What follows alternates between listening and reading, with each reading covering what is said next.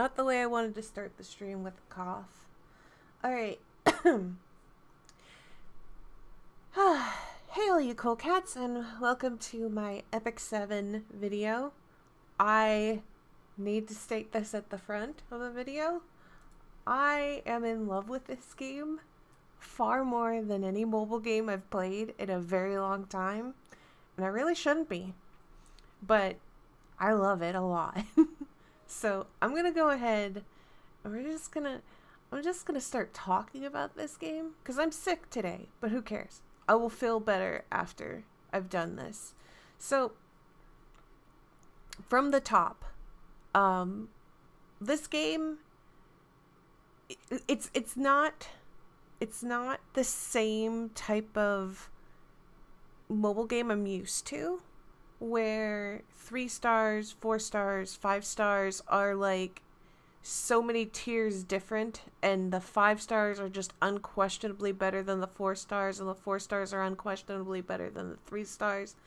And you might have like 1 or 2 that step out of their 3-starness or 4-starness to become just as good as the top units.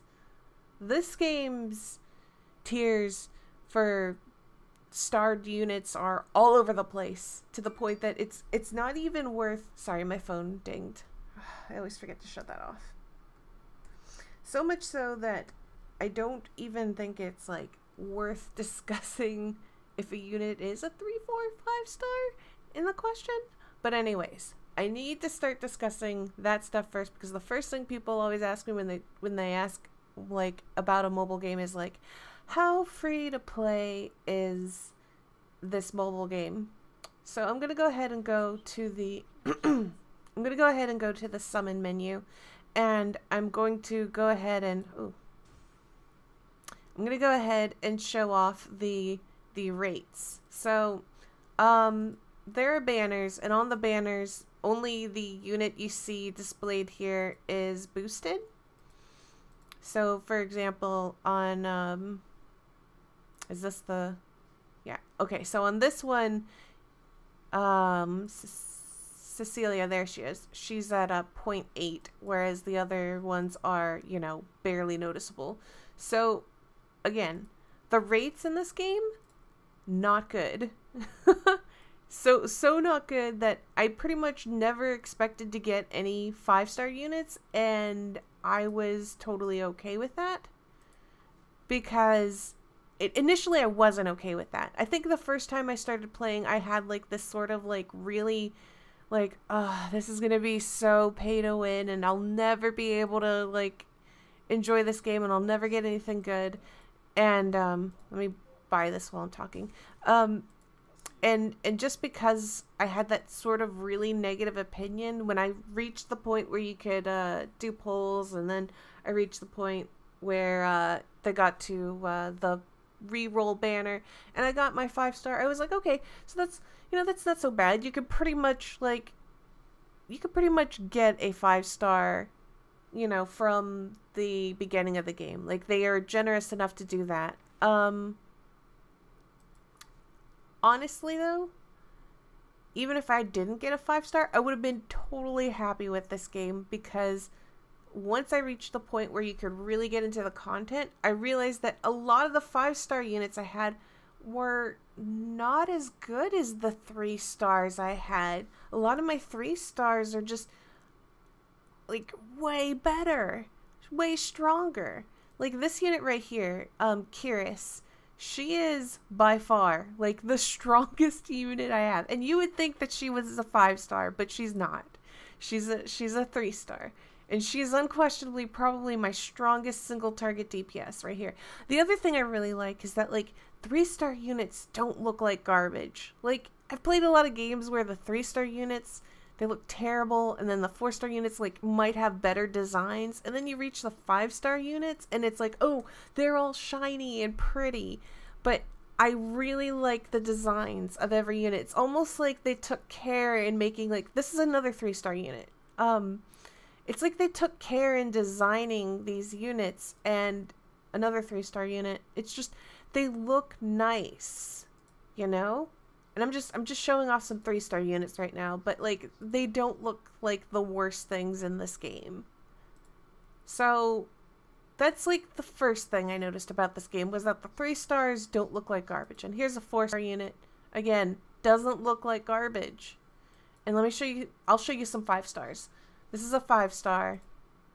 This is a 5-star. This is a 5-star. This is a 5-star. 4-star. 4-star. 3-star. 3. 3. 4. So like, if I'm just being like honest, the designs are all good on these characters. So that's the first thing I gotta say, is like, even though the rates are not good, it's kind of like I don't care, because they don't make the 5s so much better that it makes me sad when I don't get them. Initially I did. Initially I was like, well, I'll never get a 5-star and I'll never have fun. And that is totally not this game. So I just, like, man, I don't know. I really like this game despite its not good rates. So the other thing I'm going to show off is the Sanctuary. So in the Sanctuary is, yeah, gotcha, Tomaine. It's a fun gotcha. You should come play. Play. So in the Sanctuary, this is kind of like a bit of your like base building sort of stuff. And you have limited resources to build up each thing. So like I've maxed out this one because I enjoy sleep. And so this one generates the paid currency you see right here. And I've made it so that way I have a 50% chance to get a 200% bonus on the money and Skystones. So let's see if I get lucky with that 50%. It might not. Yeah. It's about 50-50, like a true 50-50. I honestly feel like I get more bonuses than I don't. But you can build up this building. So like, first of all, like you can build up so that way it's able to store more of this stuff, so that way you can sleep and go to work and do things. I believe it saves up to 12 hours when you max it out. So as long as you log in within 12 hours, you never worry about, you know, not collecting that. This is what generates your money and the currency faster. Obviously, people max that out. And then this one over here is the one that gives you a bonus chance to improve your Heart of Orbis. So that's basically your odds of getting a, you know, triple the amount that you would normally get. Anyways, so let's go to the Forest of Souls. And this is where you craft fodder type stuff and also skill up type stuff. So right now I'm crafting a bunch of wolves, and with the wolves I'll be able to basically promote units from being a 2-star, 3-star, 4-star, whatever, all the way up. So like it's kind of like the promotion fodder that I'm crafting, but you can craft XP fodder in here as well, and skill up fodder to raise your skills on your units. So that's what I've got in there. Oh, and let me show the breakdown on this building. You can have, it's so that way it has a higher chance of giving you a higher grade of penguins on the left here. I don't do penguins, but I imagine if you did do penguins, that's a pretty good thing to go for. And then on the right, it cuts down the time that you can have to craft these things. I would see some value in that one, maybe. I haven't just like, I just haven't done it. I have limited amount of upgrade mats, and so that is, isn't she adorable? So that's just kind of like the breakdown there on that building. And then let's go to the High Command, and this is where we do the dispatch missions. And there are different types of dispatch missions that give you different types of rewards. I don't have the war missions unlocked in this building because I don't. But I like hunt missions the most. So I do have that unlocked, and that's kind of how this building works. This building unlocks, these buildings unlock basically your different types of missions. So I've unlocked the hunt missions the most, because that's the ones I value. So we're gonna back out of that one, and then down here is the steel workshop, and this is where you can craft equipment, and you can also gather equipment out in the game itself, but this is where you can, you know, craft it.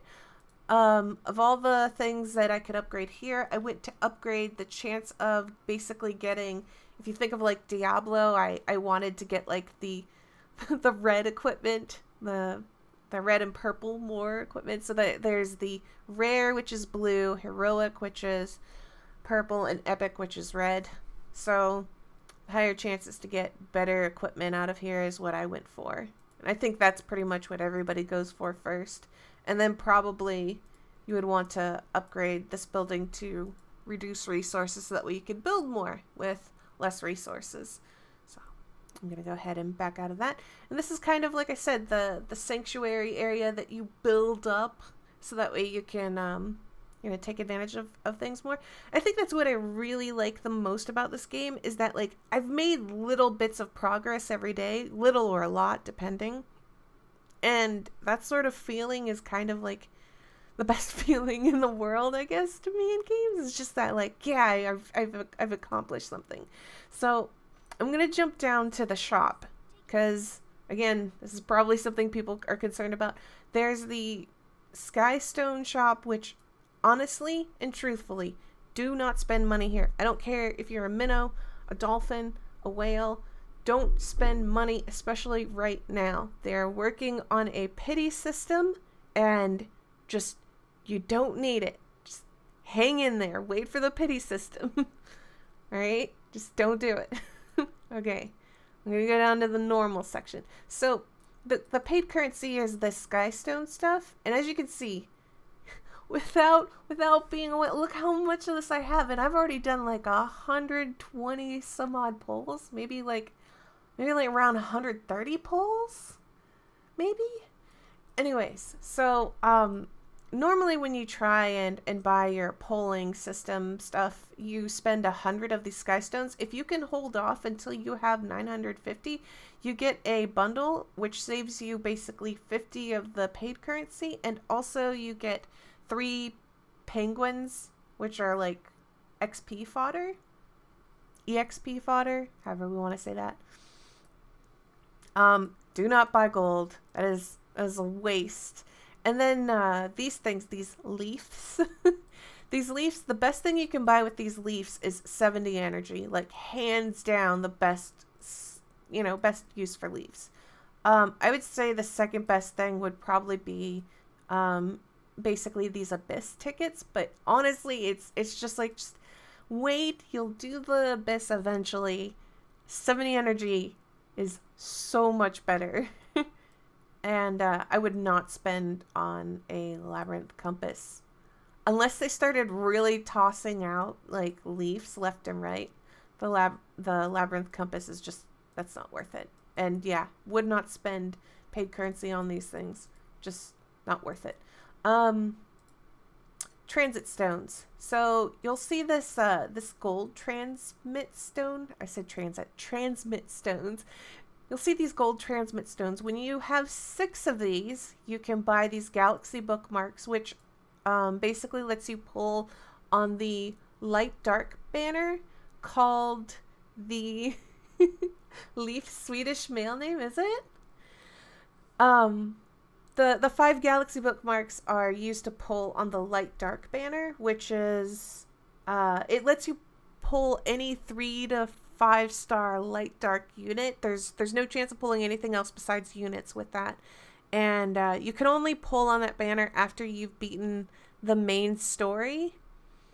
But like I would say nearly the entire pool of the light dark units are really good.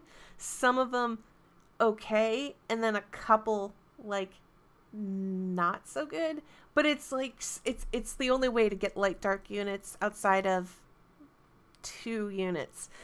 And then if you're just like, well, I don't want a 3-star at all. If you're just that gung-ho about like, I do not want a 3-star, you can always spend your gold transmit stones on a 4-5-star hero summon ticket. And hey, if that's what makes you happy, you do that. That's what makes you happy. And then these silver transmit stones, they're used to buy the Molagora or a Giga Phantasma. I would not recommend this Giga Phantasma, honestly. And I'll explain later why. And I just, like, nothing down here. No, nothing down here. Do not spend it on this.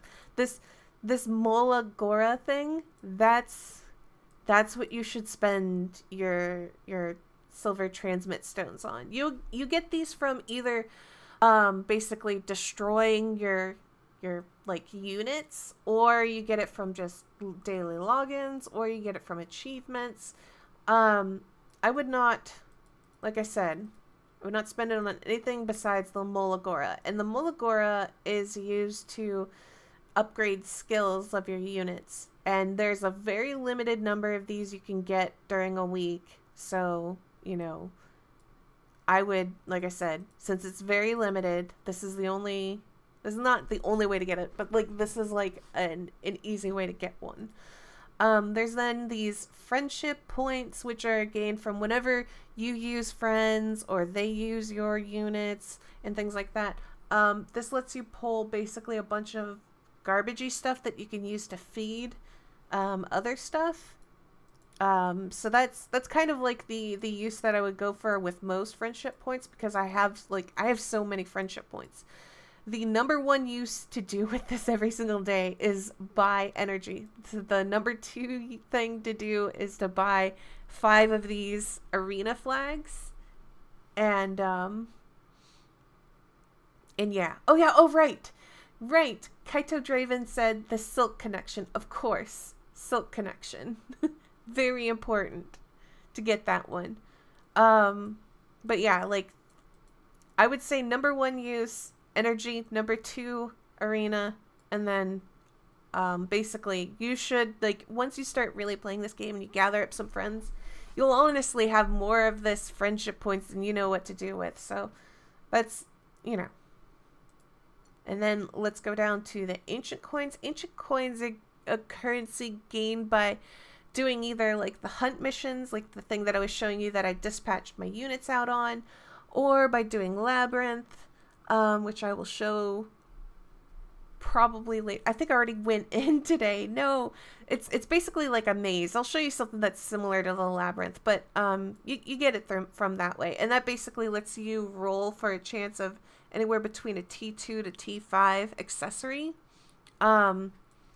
By far the best use for ancient coins. I would not bother with any of this other stuff unless you get like a god tier accessory. And even then, if you get one god tier accessory, you still want to outfit more of your units. I would just, you know, this is just not worth it to me for at least a while.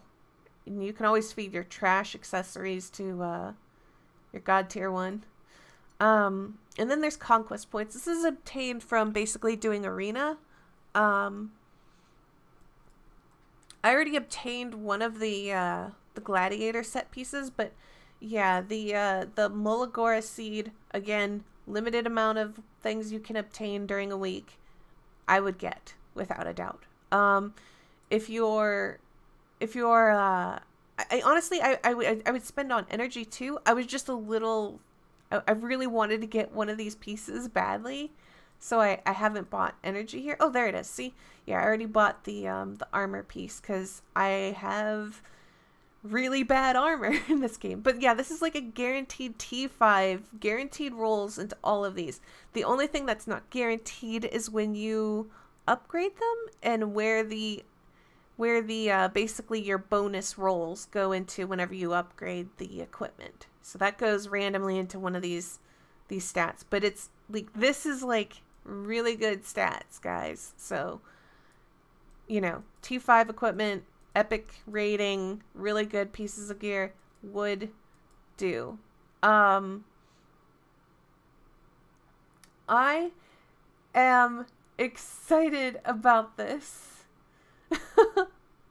I'm new to the game, as in I've only been playing for like a week. I did not play the Korean version. I may have been like playing this nonstop. I love this game so much. And then of course the packs have like your usual pack stuff, like your there's a monthly packet, and then there's just like all kinds of ways to buy more currency. Just, you know, don't do it. If you're gonna buy any pack, buy like the one that lets you get currency every single day along with an XP bonus, and then just don't just don't blow money on this game yet. Just, you know, don't. All right, so the next thing I'll show you is guilds. I love my guild. Such a good guild. They're always donating, and they keep up buffs, and that's so good. You get like a check-in reward. You can send out aid to your friends, and I will probably do that too for my friend here. I'm gonna go ahead and give them that. And you know what? I will give you some too. So basically you can send resources to your guild mates. Gonna send, there you go. I think I already requested, yeah. No, did I? No, I didn't. I will request more dark stuff. Please and thank you. Anyways, so yeah, this is where you can just kind of trade materials amongst your guild members, which is really nice. You should, if you join a guild, be a good person and donate as much as possible. The more you donate, the more they're able to keep up buffs for your guild, the more they're able to send out goodies to your guild. We already maxed out this guild currency once to buy the box, and I got 50 Skystones out of it. So like, donate to your guild. That is just a kindness. For the member shop, there is the Terra Phantasma, and I will go over Phantasmas in a bit, but this is a very good thing to get. And of course, like always, the Molagora seed, I buy this. Like, it's a must for me. I put behind getting this Terra Phantasma until next week. And then you can buy a Labyrinth Compass, but I would say make sure you get your Terra Phantasma for the month. Make sure you buy your Mola Agora weekly, and then, you know, buy whatever else you want the most.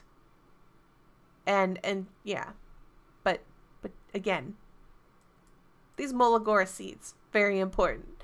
The captain shop is just for where like the guild leader and vice leaders can buy stuff and send stuff out. So like I said, you know, for these buffs, they last for 7 hours.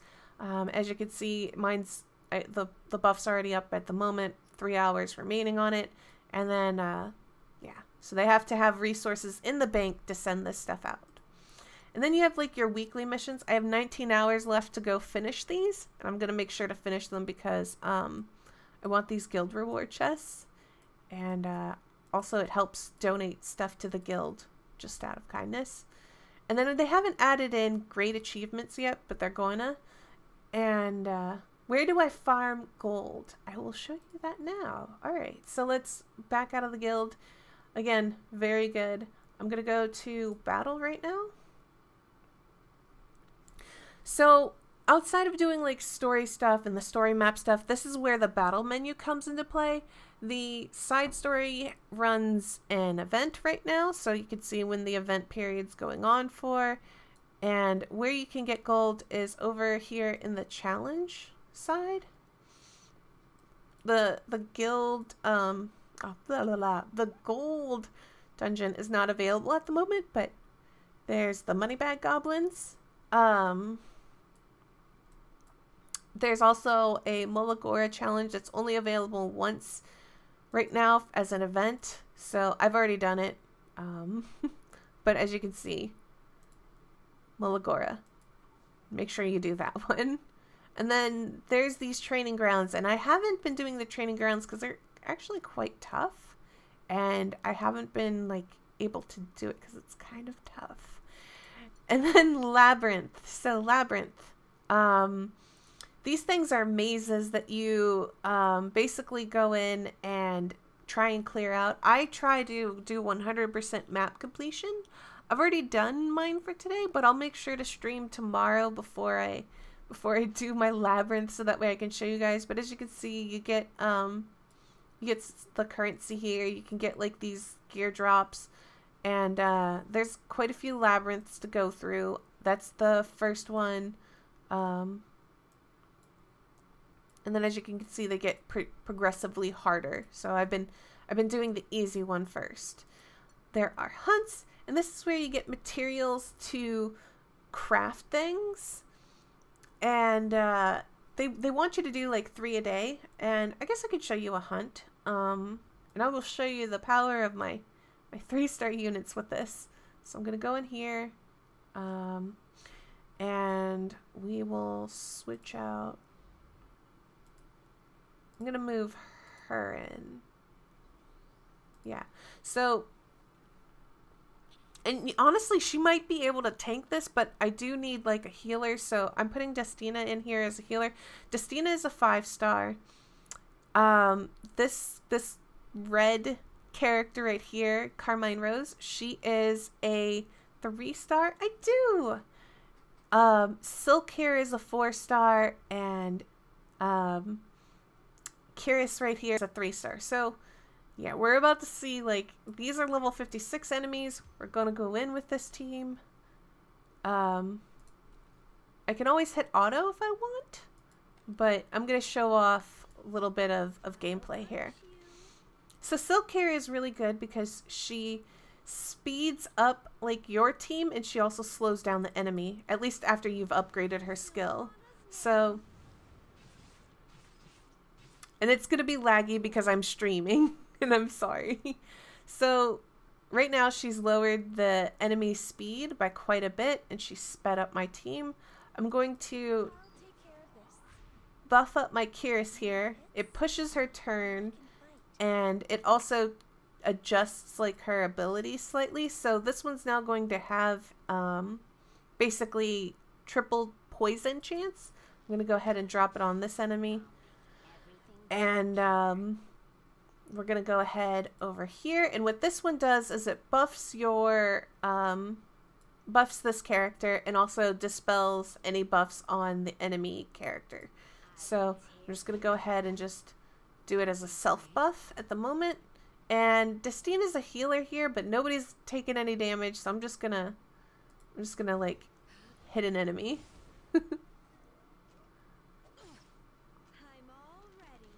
And Silk is based off of her speed in terms of damage, so I've built her for pure speed and a little bit of HP just because I like being able to survive.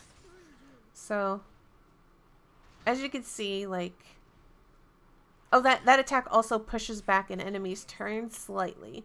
This one right here lowers an enemy's speed and also increases the speed of the caster. I don't really need to do that yet, but so I'm just gonna not do that for this turn just because.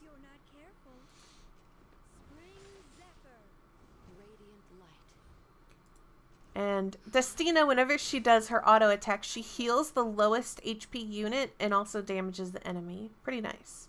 So the other thing Curious can do is Corrosive Valley, which basically extends every buff or debuff you see here by 1, or has the potential to, unless something resists. So yeah.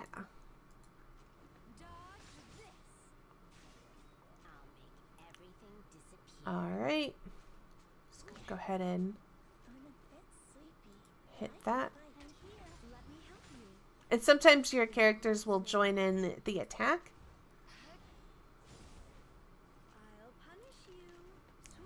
So I have like a really good team synergy going on here. I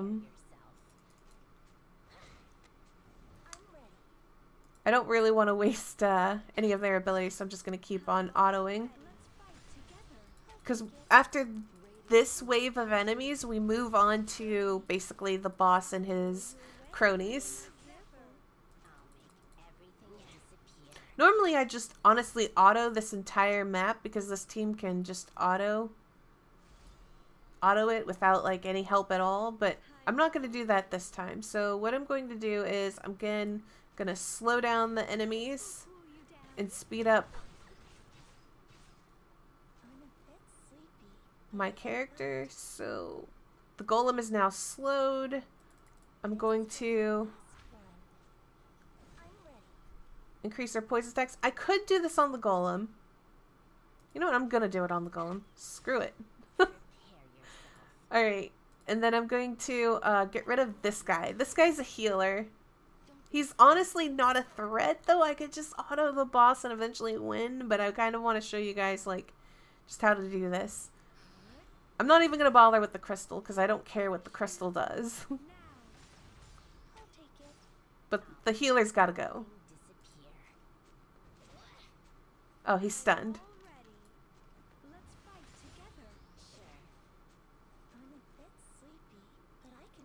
Alright, I'm going to do a burn here because I wanna extend this stuff. There, I extended all the debuffs. That's exactly what I wanted. And then we're just gonna hit this guy again.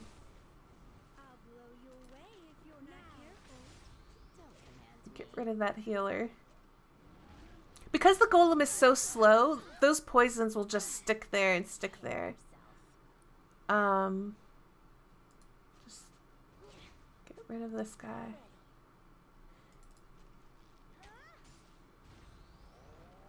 And he does have a chance to counter. And then I'm going to do Justina's AoE heal here.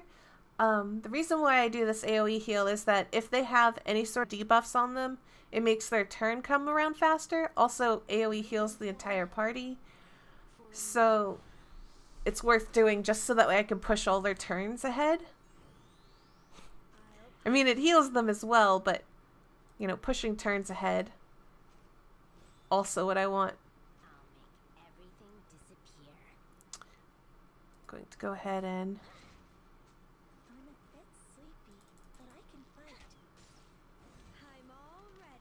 Alright, and AoE slow down again.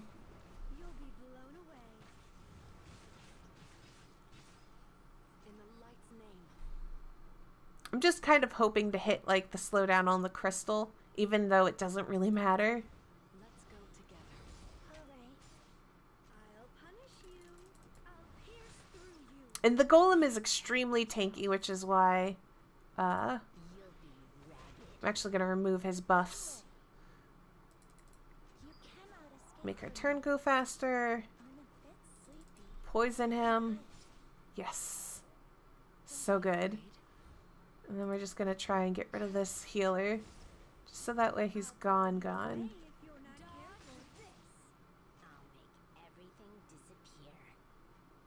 think we're still good. Alright, I'm just going to attack him. I don't know if the poison actually will kill him here, but I think it'll be close. He's going to burn. You know what? Screw it. He's probably never going to get a turn in. Awesome. Alright. Now I'm just going to put on auto. And you saw how much damage that poison does? That's why she's going to do the most damage. Because at this point it doesn't matter how I fight, because the golem is so fat and slow that with slow on top of him and these poisons going, he's just never going to get, like, anywhere.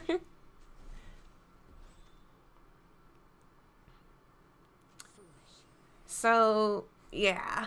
This is kind of my golem farming team. It may not be the best team out there, but it's effective.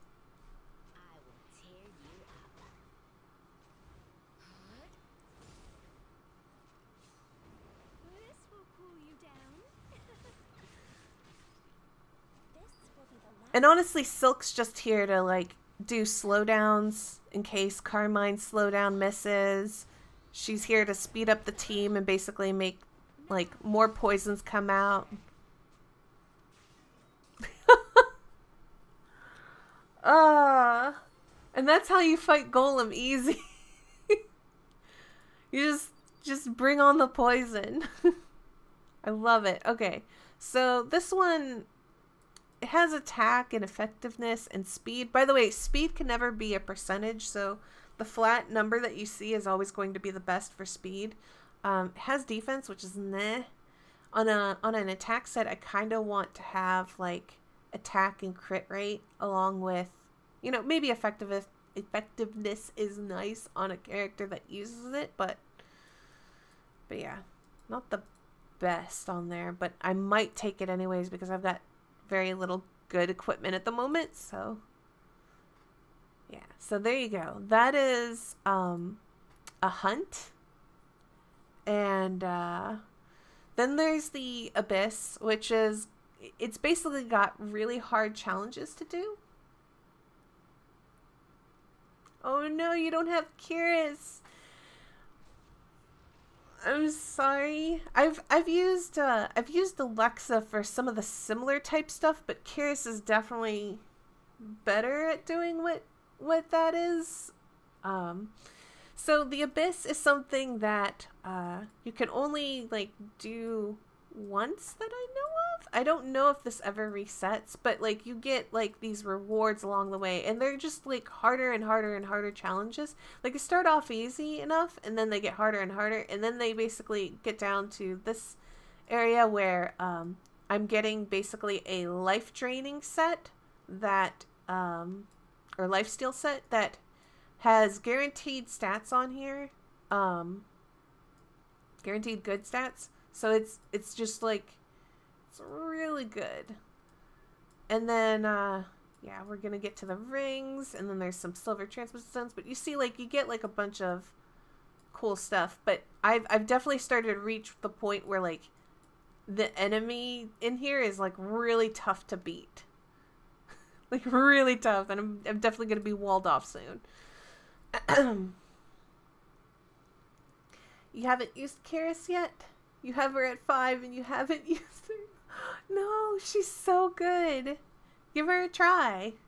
There's also altars here, and these altars are basically used to awaken your units. And that sounds like a complex thing that I'm just gonna show you what it is because it's a lot easier to understand this way. So, awakening. Awakening gives stats, but the most important thing it gives, like, see how it gives, like, basically, like, she got some defense stats and additional stats where, like, attack and health. The most important thing you get is that after you make a character level 30 and you've already obtained the other 2 awakenings, you get the 3rd awakening, and the 3rd awakening is always, like, a skill awakening of some sort. So, in the case of Destina, it goes from just basically, like, she will always wipe every debuff, but when you've awakened her 3rd skill, it then can be stacked 4 times in terms of, like, making the person's turn come faster. So, if they have, like, 4 debuffs on them, then it's going to apply her turn pushing ability to 4 instead of just always 1. Even though it always wipes all stats. So, if you take a look at, like, Curious right here, her 3rd awakening basically makes her, that 3rd skill that I was using to, like, adjust the ability she has on her 1st and 2nd skill, it also gives her an extra turn. So basically, instead of having to wait for her turn to come around to do that special ability, it immediately pushes her turn next and you can do it again. So that's why her 3rd skill is pretty sweet. And then Silk's awakening is pretty dope because you noticed how I was getting like a speed up on the party. Until you upgrade this, it's just a speed down on the enemy. So once you've awakened her to the 3rd level, you get the increased speed up to the party. So that's what these skill runes are for, is just to make them better units, basically. Some of them have abilities that make them way better. Some of them just kind of have, like, well, that's a nice thing to have. Like, I like Destina's, but it's not anywhere near as game changing as Silk's is when she gives you a party speed up. That's ridiculous. I haven't slept much. I don't know if that's evident. I've been sick and I haven't been sleeping, and I've just been enjoying this game. So the event that's running right now, a concerto of light, fire, and ice. So it has a cute little story in there, but you also get rewards for just doing certain things. You know, if you complete all the stage missions, you get 2 draws. Completing all of these gets you some leaves, some transmit stones, some gold. So, you know, I've been doing that, and there's a reason why I cleared out the entirety of this shop, because there's a lot of stuff you can get here. Catalysts are like super rare drops in the game. The Molagora seed, already talked about. Giga Phantasma, I will speak about in a moment. And then life runes, which we've talked about. The accessory chest, which we've talked about. Like, you know, all this stuff is good. Like, all of it. So the reason why I've cleared out this event is that, first of all, there's a, whoa, when did I get this? I'm gonna have to do that urgent mission. Hello, Animus. So once you've completed the normal stages of this event, you can go on world difficulty, and on world difficulty, the hardest stage in here is not that hard as like actual world difficulty in the story mode. And you get a ton of XP from doing this. So I was leveling a bunch of trash monsters in order to promote. So the event is actually really good for XP. So it's worth clearing out the stuff in there. And yeah. So the other thing is arena. I don't think I've shown this off. There's regular players that you can face off with. You face off their AI basically. There's NPC challenges, which while they won't raise your arena rank, you can get Skystones from it. So if you're just the type of person who doesn't really want to be like going hard in the regular arena, the NPC challenges aren't that hard. I do NPC challenges before I sleep and when I just wake up because I'm tired and I don't really feel like fighting real opponents. So that's why I've got a lot of these on cooldown. I was tired, yo.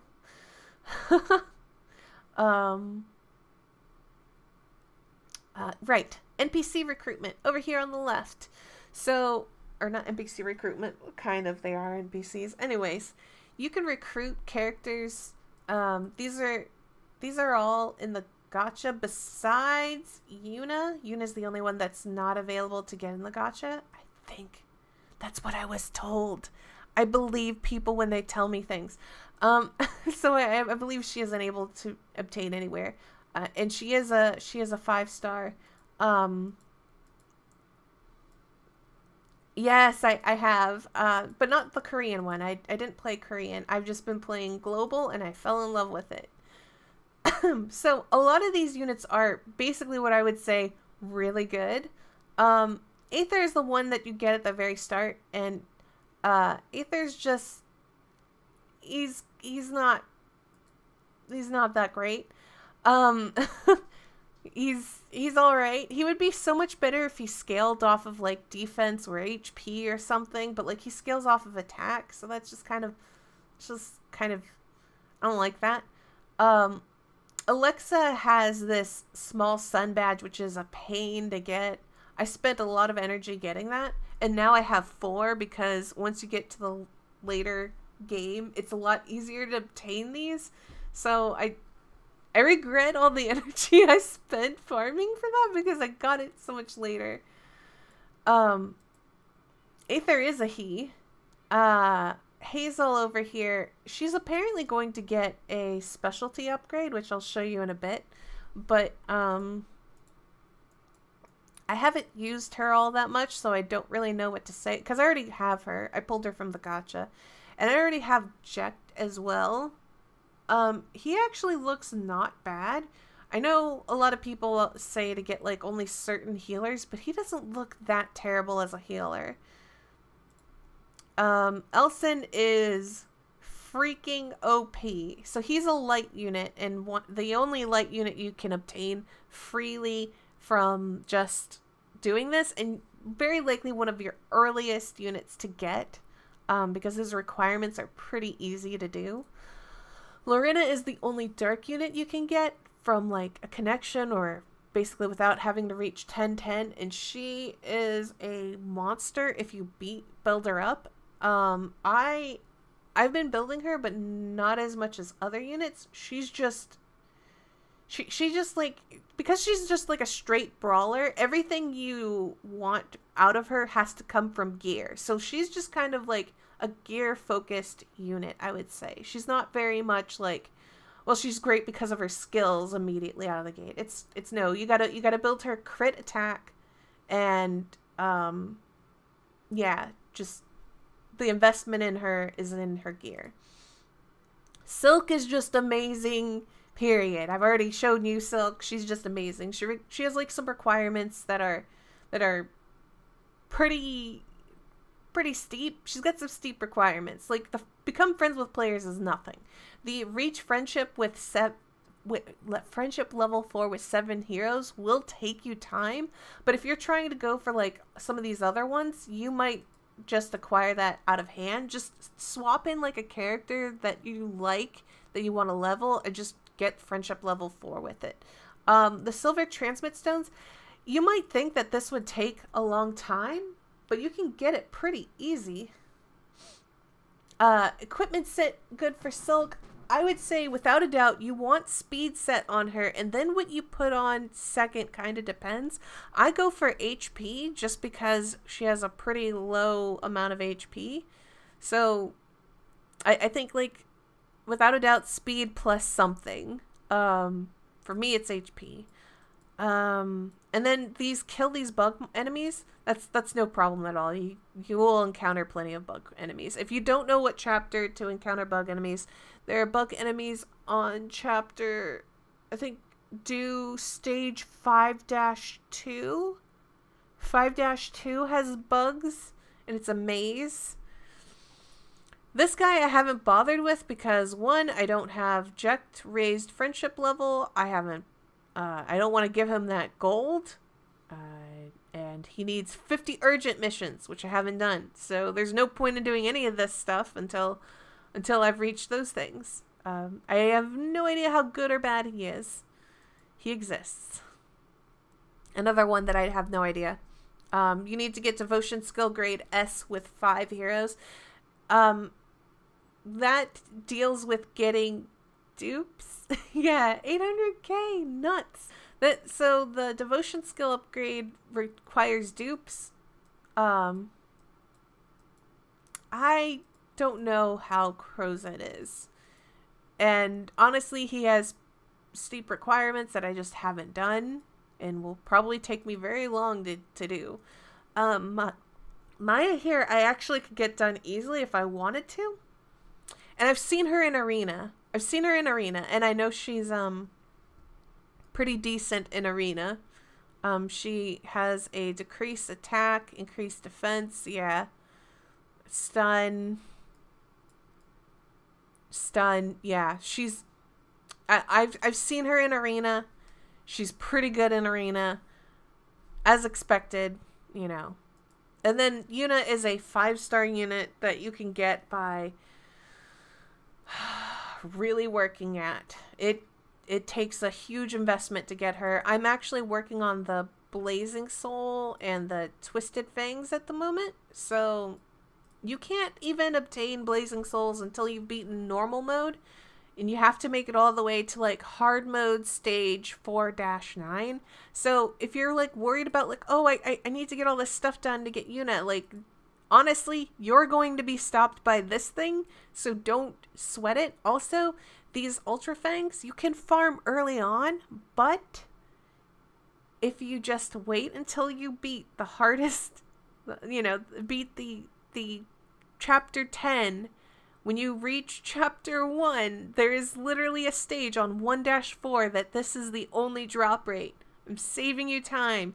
You literally can't get Yuna anyways until after you beat the the stuff, so just don't bother with it. You're gonna reach this, and you can get it a lot easier later. A lot. So, that's my advice. That's my advice for you on that. Yeah, chapter 10. So let's see. We've done guild reputation. We'll go to reputation real quick. The Three Sisters Diary is basically your dailies and your weeklies. They're going to reset in 19 hours. Then I could do it all over again. Something to note is these lasting effects on the left. Whenever you reach the required rank here, you will get like a view story option, and then by doing that, you unlock these buffs. So, hi Cassandra! I'm showing off this mobile game I'm like severely addicted to. Like, this is my most favorite mobile game now by far. And it just came out. I don't know why. I do know why. It's because I love everything about the game.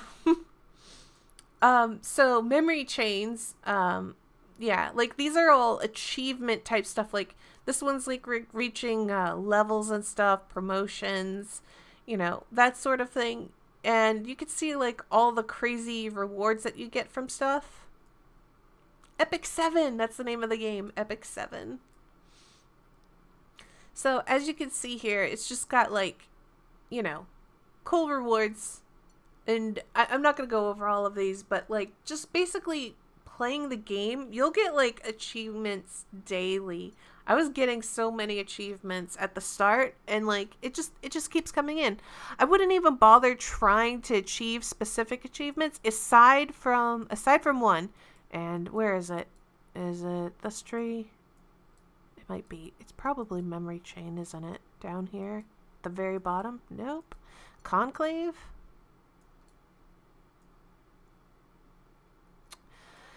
Whatever. So there is an achievement if you're trying to get silk and you're having problems with getting transmit stones, which is her requirement here, the 15 transmit stones. What you can do is you, if possible, and you've obtained friendship points, like lots of friendship points, you buy these bookmarks.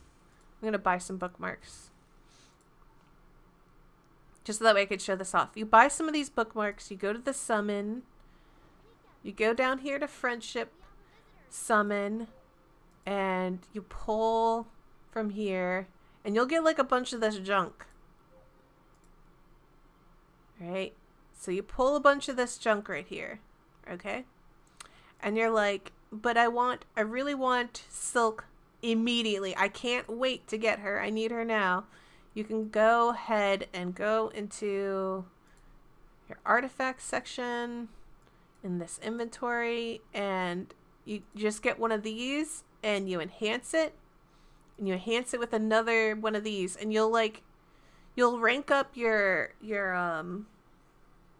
little crappy artifacts. And the reason why you do it this way is so that way you can quickly achieve the achievement that will unlock a bunch of transmit stones, and that will get you basically silk the fastest. I didn't need silk the fastest because I pulled it early on, but for those of you who are just like, I need silk right now, that is the fastest way to get silk. And then you use these as basically fodders to feed your higher tier equipment or higher tier artifacts. No problem. I don't mind if you ask questions. I'll try to go and answer them as fast as possible. Sorry. Can you see my team? I will show you my units. So I did re-roll because, like I said, when I first started playing this game, I re-rolled and re-rolled and re-rolled because I thought that like the rates were so bad that I would never get anything good. I thought that like 5 stars would be the only good units in the game. It wasn't until I really started playing the game, I think roughly around chapter 6 or 7 that I realized, damn, 3 stars and 4 stars are really good. I didn't need to re-roll. Why did I waste my time re-rolling? So, yeah, I got very lucky with Assassin Cartuja. I think it's Cartuja. I call him Cartuja. It's probably not. But yeah. I have a Crow and Haste. Yeah, so, Haste I got off a daily pull.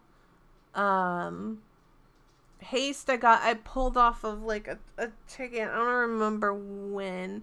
I pulled him like somewhere in chapter 7, 6 or 7. I pulled him. And like I said, I haven't been really gearing them until recently. Oh, I stole a piece of Ravi's equipment for somebody else. I need to swap that back in. I wasn't using her for a little bit. And then for Cartuja, oh yeah, this is I stole the crypt pieces off of her, and I was middle of switching them around when oh god, I was in the middle of switching all their equipment around because I recently got to the Abyss 4 where I can start upgrading this. Sorry about that. I'm sick. Just gonna feed that garbage. All right. So, I have a couple of really good units. This unit right here. Oh my gosh. I just like started going through this unit's abilities and it's nuts. It's nuts. I think I should. Oh yeah, I already rated her because I started using her and I was like, wow, her abilities are nuts. So she's actually the next unit that I've been working on upgrading. I have a couple of other things that I've just been like working on passively. You got ML admin. Is she good? Oh, Armin. I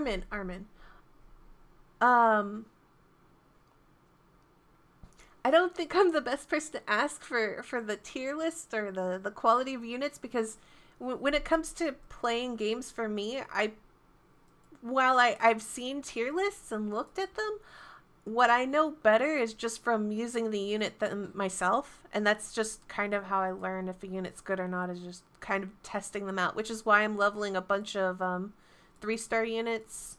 Like I have a lot of units I'm just testing out. So let's get to the phantasmas. I call them wolves because they look like wolves. But they are called phantasmas. So when you get a phantasma, they immediately start out at leveled max of, depending on what type of phantasma you get. So like the Terra Phantasma is always a 4-star level maxed out unit. And the reason why is because in order to go to the next star ranking, you need to feed them. You need to feed them basically the same star level of the unit. And so basically the wolves are kind of like, they're already ready for you. You don't have to level them or XP them in any shape and form. They're already leveled up. That's not to say that you can't do this with the 2-star garbage that you find out in the wild, because that's also how I've been evolving things quickly. Is where is it? I have some.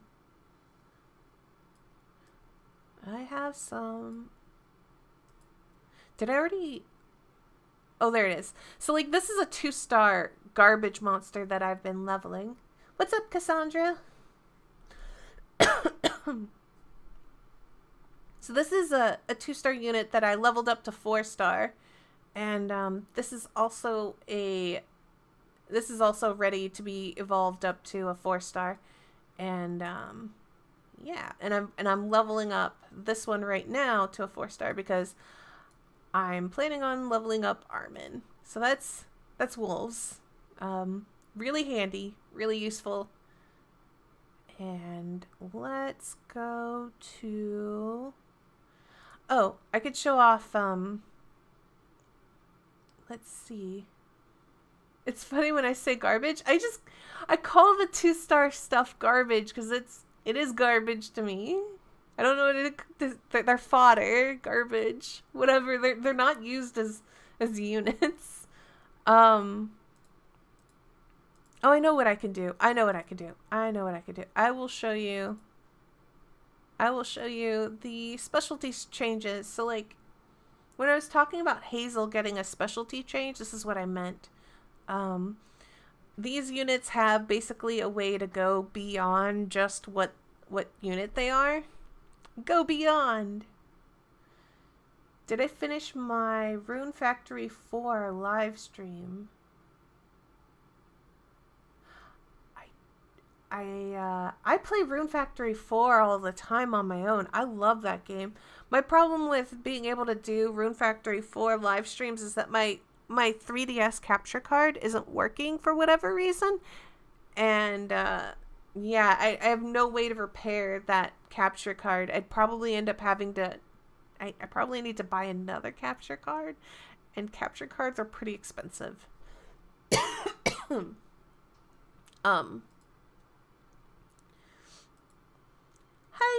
Hi, Nuke. Sorry, I'm coughing. Let me get a drink. Ugh. Okay, still sick. So with the specialty change, you get basically an upgrade to one of their abilities, but you also get like a skill tree. I've seen the skill tree screenshot, so I can't show it to you right now because I'm still working on this.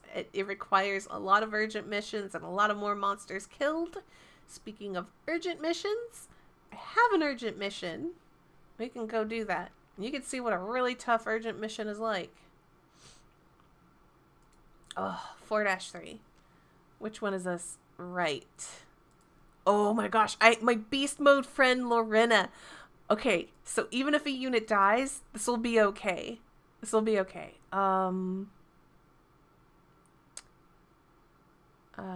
It can only be those people. Right.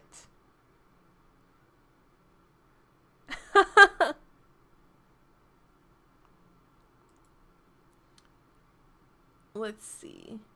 I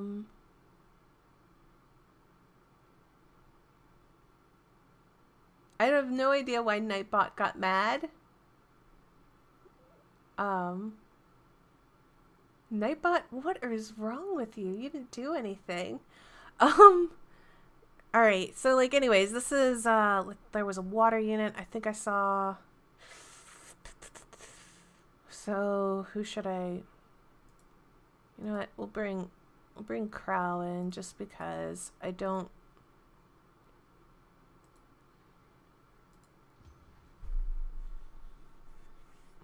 Okay, so we will go in here. This is an urgent mission. They pop whenever you do stuff in this game randomly. Like, I think maybe it's stuff that costs stamina. I think anything that costs stamina might have a chance to proc an urgent mission. And urgent missions, just like, they could either give you like wolves or penguins, or they might have like loot drops. They're pretty good, so, and also worth doing if you're really kind to your guild, because there are stuff in the urgent missions that drop that you can give to your guild.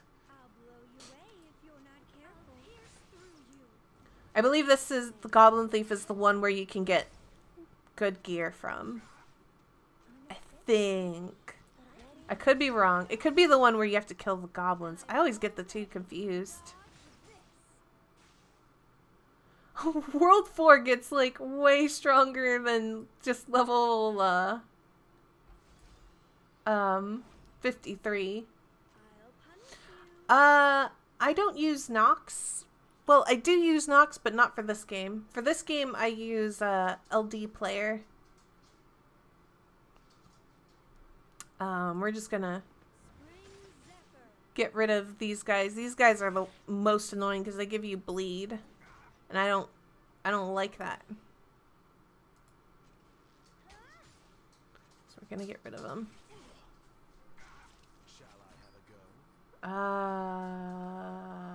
Blah, blah, blah. Any tips with Catalyst? Yeah, you get to the harder mode to farm Catalyst because it's a lot better.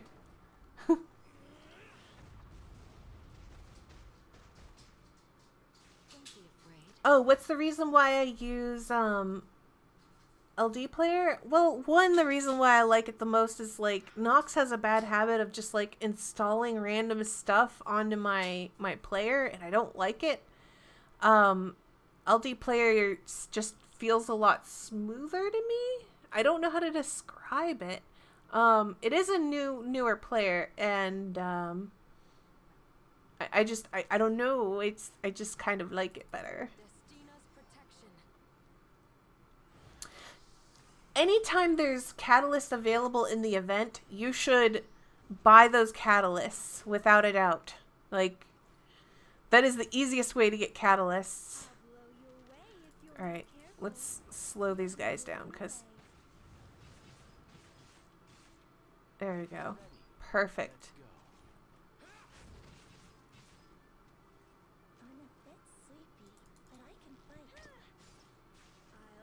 Okay.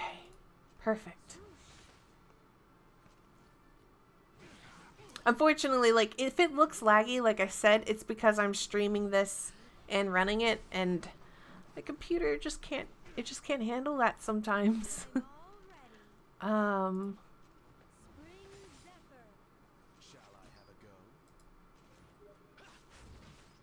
This game is definitely nowhere near as laggy as it looks here.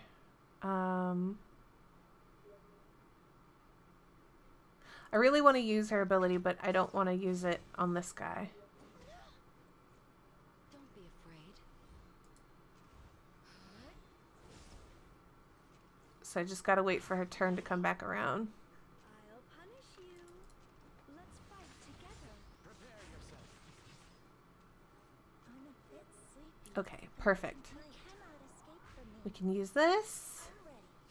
Thank you. It's funny because I hate hearing the sound of my voice. Whenever I have to edit my own videos for Let's Plays, I'm just like, oh god, why wasn't I born with a voice meant for, like, being listened to? I kind of cringe. Especially when I get happy about something in the game and I start talking about it too much. It's like, no, don't do that. You sound horrible.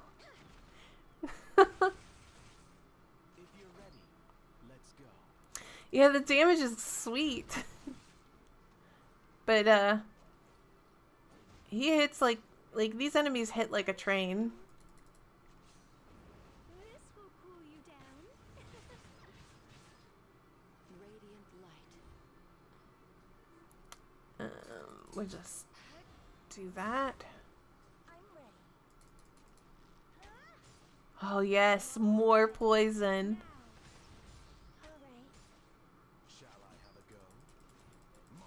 You can never have too much poison.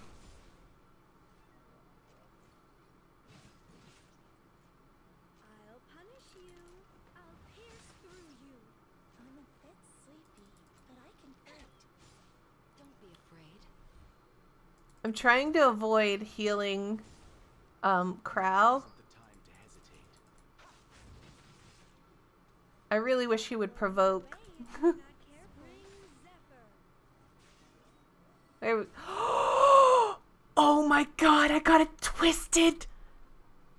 Oh, that's what I need! Oh my gosh, this is the best stream ever!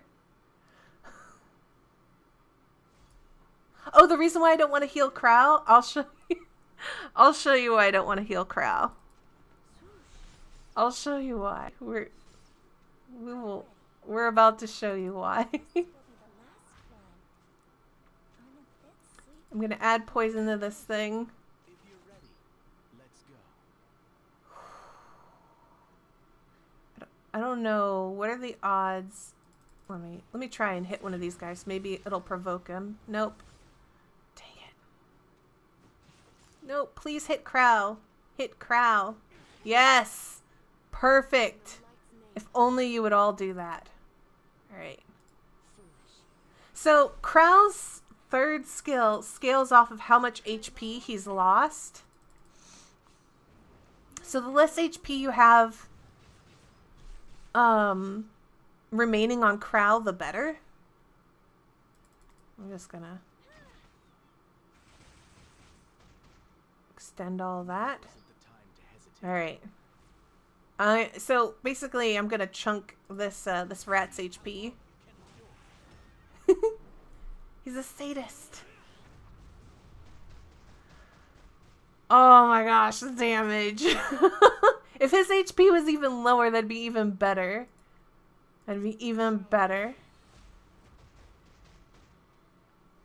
Krau is my favorite unit to use on arena teams that have just like people who build like way too tanky, and you just, it's like, I don't want to fight you. You're annoying.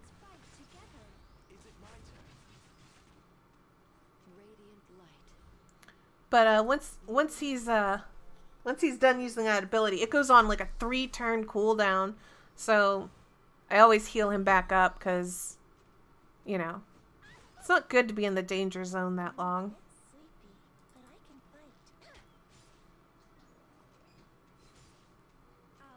Kyrus's poison is doing some work here.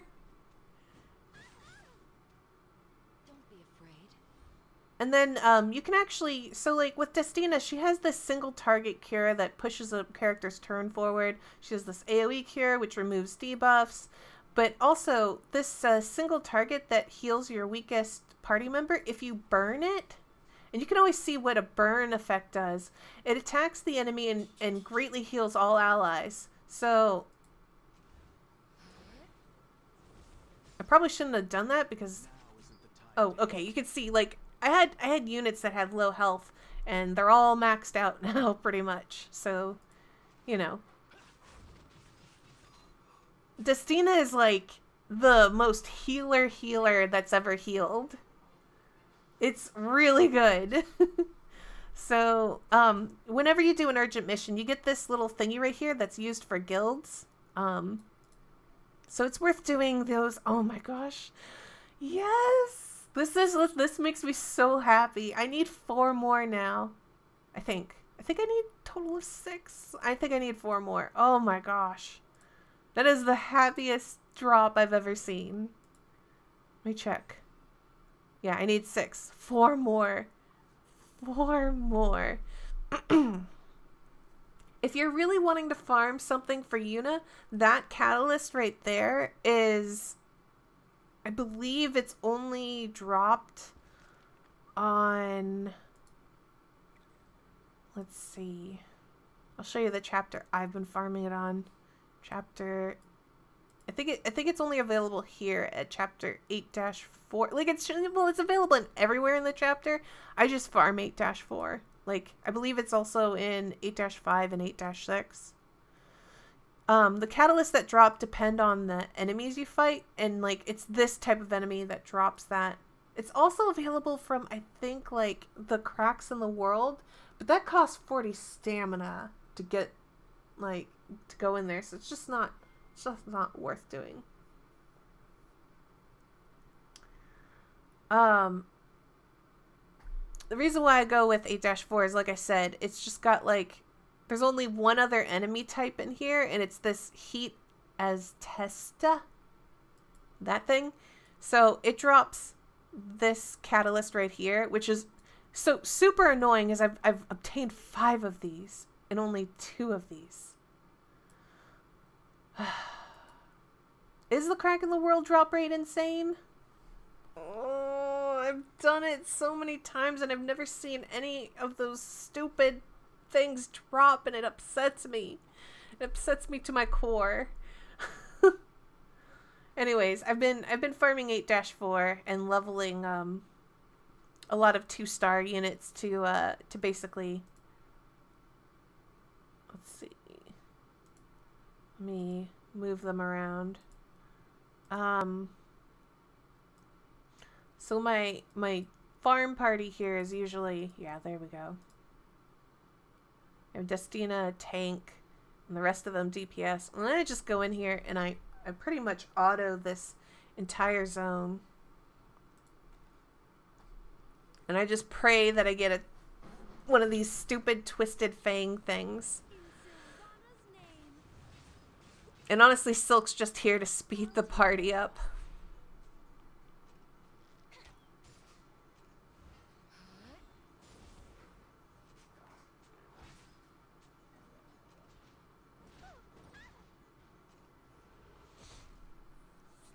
Actually, what I think would be even better than bringing Karis is good on the boss, though.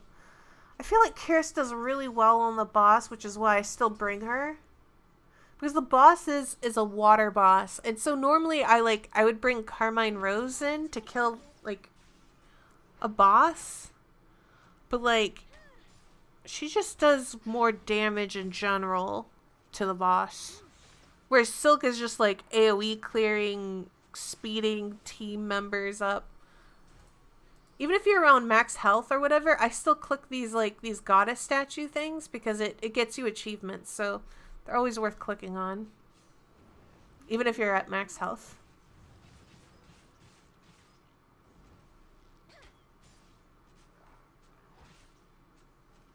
Come to me. And I'm basically leveling that wolf just to get it to a 4-star, so it needs to get to level 30. You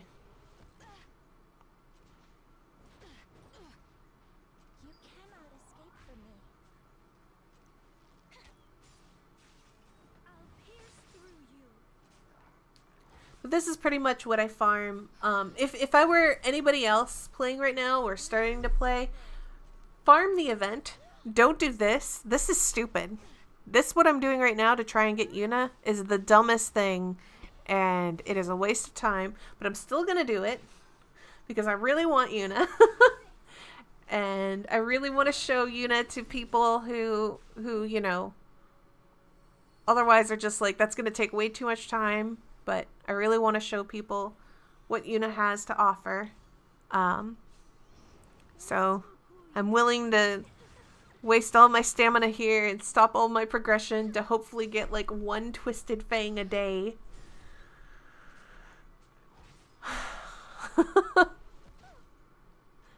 It's the stupidest decision one could make.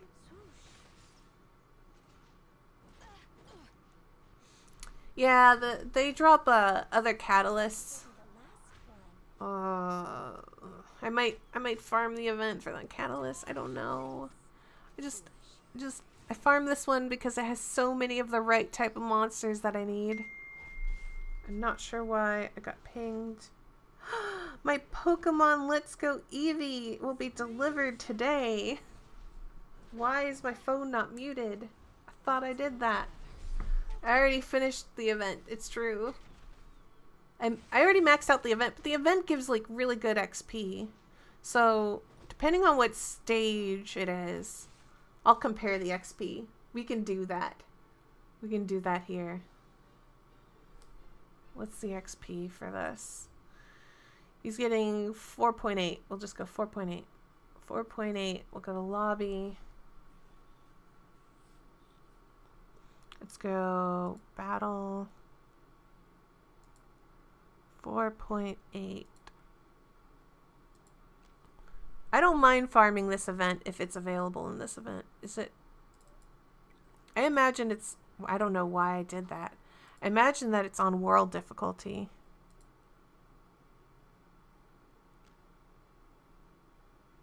Not that one. Not that one. It's going to be these horrible looking monsters.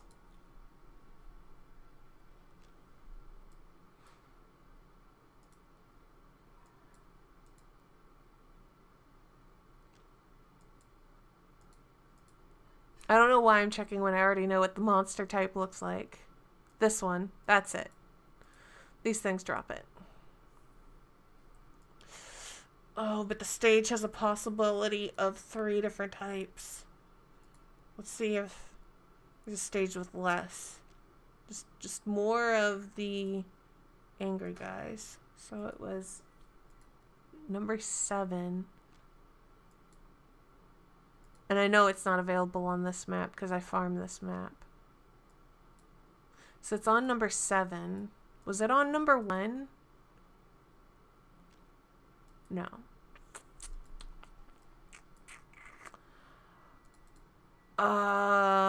And I know that the final wave has 0, like, well, does the final, well, no, the final wave might have a chance. Okay, let me go into this one.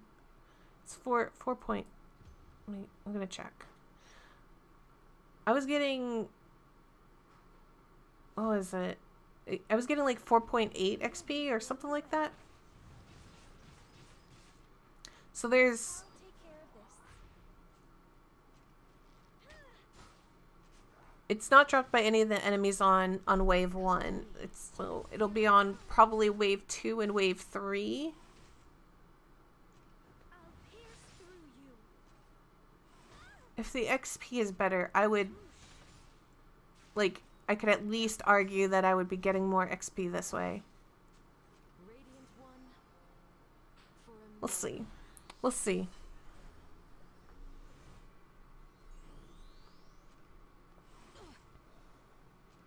dodge this. This is testing live. Okay, so like it, yeah, wave 2 has 2 of the enemies that I need. So hopefully these garbage fish monster looking things don't drop anything. Okay, we're good so far. Don't drop anything, you stupid fish monster. Thank you for killing the wolf. In Sylvana's name. Like, actually, thank you. You speed up the team fighting with that. Ready? Please don't drop anything. Don't drop anything. Sweet. Okay, we're in luck. Neither of those fishes dropped anything. You can only get 1 drop per wave. 1 to 0. I got a body piece. Fine. I've spent days fighting for this. I'll pierce. And the boss, okay, the boss is also the right type of monster. So there's 2 waves that I can possibly get it on. So if the XP is better here, I would, like, I'll deal with it. Dodge this. This is it. All right. I can't stop now. It doesn't always drop event currency. I've actually obtained the catalyst from the final boss multiple times. It just, the odds of it dropping event currency is pretty high. I don't know if it takes from the sample. Look at the XP. It's so much better here. The XP here is so much better. It costs 12 stamina, though. And I believe that zone I was in only costs 8? Or is it 9? Now I don't remember. The XP is better, but how much is the stamina? Yeah, it's 8. I feel like 8-4 is still better in the terms of, like, it's faster to go to the event 7 just so that way I can get more XP, but I think I prefer just, yeah, sticking to what I've been doing just for more chances. It's only better for me. It's not better for other people. I already bought the stamina here. Okay, so I think I finished my, oh yeah, the other thing. So this is the thing that I missed out on like the first day of the game, is these banners that scroll by. There's a support project thing that's running right now that has an event type stuff that you can get. So let me get my attendance reward. I pray that it's stamina. It's gold. It's always gold. And then I've already done these diary things, so I should be able to just collect stamina and also the gold here. So if you're a new player, don't forget to check these, like, these little scrolling things. And I'm working on getting that. And then the other one is the launch celebration reward.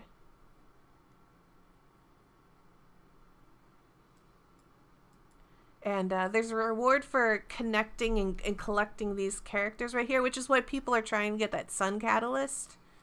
But like I said, you can get the catalyst on later chapters, and it's a lot easier. Plus, it just feels bad to farm that stage that you can. The only reason why I would farm the stage that you can get her thing on is I think Lorena, the dark unit, needs you to kill like X amount of like dudes or something like that, and they are on that stage as well. So I mean, if you wanted to farm there until you finished Lorena's thing, you could. I just wouldn't go beyond that. But there's connection rewards, and then there's basically like some more missions that you can do. And honestly, you just do these by doing dailies. And so once you've done your dailies, you're probably already ready to collect this stuff. Maybe not the stamina, because it requires 100 energy. But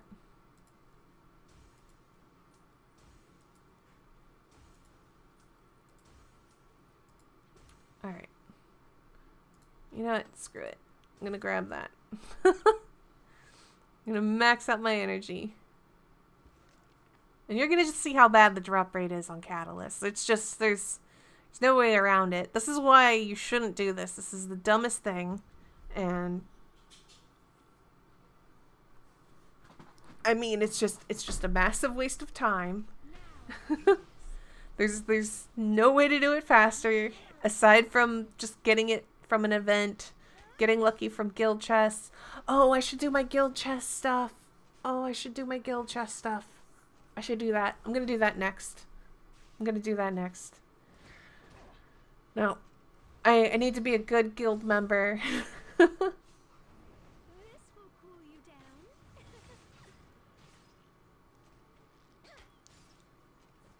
In fact, I really shouldn't be doing this. I should be. They'll forgive me. I'll finish this run. I've already started. We've already started. We can't turn around now. We can. Oh, that's the other thing. I forgot. If you're ever like worried about like, oh no, will I lose stamina because I can't beat this stage, or you saw like 2 chests that you passed and you accidentally advanced to the boss stage because you're autoing, you can always back out of a stage. And number one, when you back out of a stage, you don't lose stamina. The only thing you lose is any health that you've lost.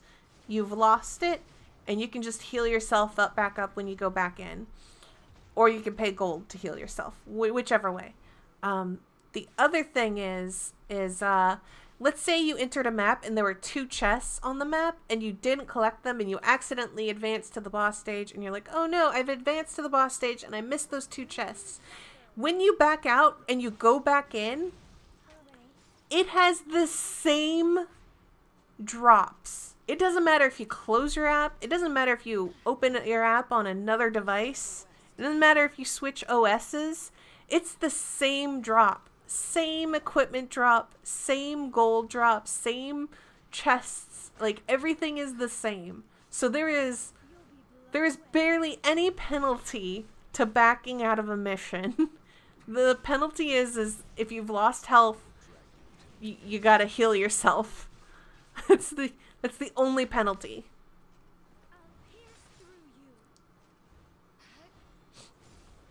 And I found this out because I was stuck on a stage where there was a goblin portal to take you to a gold thing, and I went in and I was really excited, and I got like, you know, these epic tier 5, or was it tier, no, it was a tier 4, was it tier 4? It was tier 4 epic boots or something. I don't remember. It was really good and I was really excited. I was like, oh my gosh, I got tier 4 epic boots. And I was super excited, and I couldn't beat the boss, and I failed. And I was so depressed. I was like, no, I can't get those boots. I failed. 2 2-3 days later, I came back to that mission. That mission, 2-3 days later, after doing all kinds of other things. I've done so much more. It had the same goblin portal. It had the same boots. I failed the mission. Backed out of it. Went in it again. Tested, because I was curious now. I was like, wait a minute. I remember being in this goblin portal. It had the same boots. Went back in again. Same boots dropped again. Closed out of it. Went back in. I tested this 10 times. Same goblin portal. Same boots. Didn't matter if I tried this on a different device. Didn't matter if it was a different OS. Didn't matter if I did anything else. It's always the same loot. So if you ever miss out on something and you're like, no, just back out. You can go back in. I don't know if they'll ever patch that. That's just how it works. And that was a crazy thing I discovered, and I was happy about that because I never lost those boots. Let's see.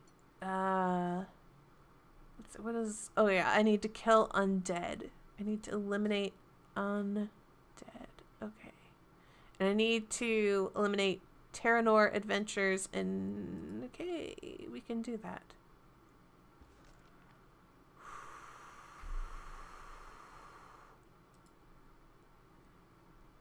Right. So if you're trying to keep yourself, you can't exploit the fact that oh, the first 2 waves of enemies didn't drop the catalyst, let me try again. No, you're always going to get the same loot. There's no skipping that. You have to clear it out. I guess once it's generated, it's saved or something. Undead, huh? Okay. I don't know my maps well enough to know exactly where all the undead are.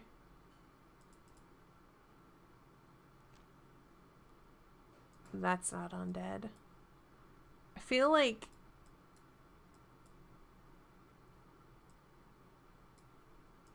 Let me check here. That's not... Well, no, that is undead. That is undead. That is undead. That is undead.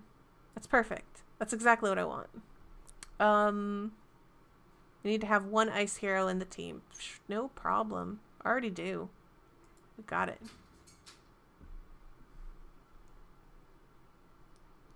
Now I can get stars. Or whatever. In Sylvana's name. This will be the last one. If I can finish out my 3 stars on this map, all the better. And Kaito Draven says, tap region info, go to creatures, region info on the right side. You can see the creatures there. Let's fight together. I'll take it. And here I go. Going to...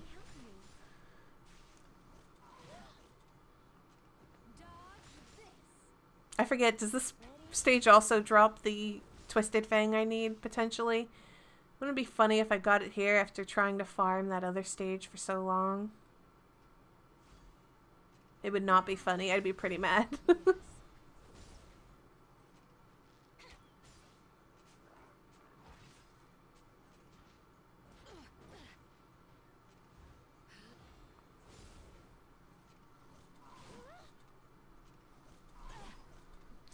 Anyways, I definitely don't know everything. What was in my first Moonlight pool? My first one was... No problem. My first one was, I actually got to do mine, back to back because even though I had only done 100 some odd pools, I also got one of those golden thingies from logging in. Or did I don't remember which way I did. Did I get it? I got both Assassin Cartuja and also the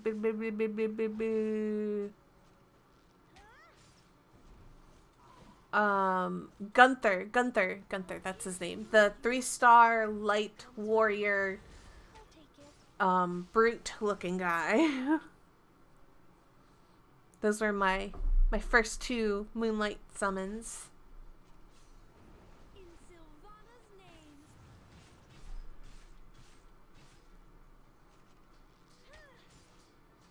Cartuja, yeah, he's pretty alright.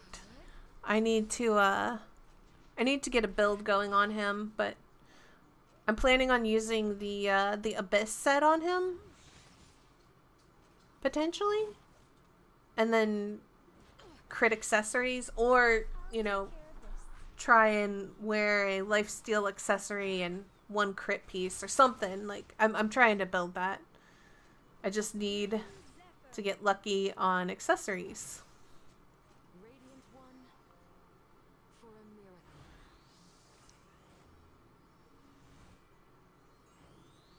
Welcome back. I know some people don't want to do moonlight summons because there's the potential of getting a 3-star unit. I like some of the 3-star moonlight summons, so I'm not bothered by that. Plus, you potentially get like 1 to 2 moonlight summons a month. It's not the worst thing in the world.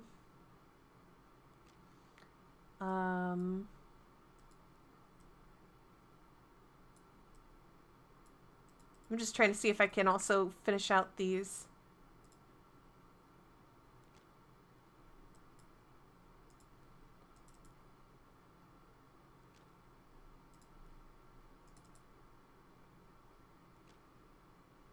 No. Okay, so I don't want to waste time on this. We'll go to chapter 9. Region info.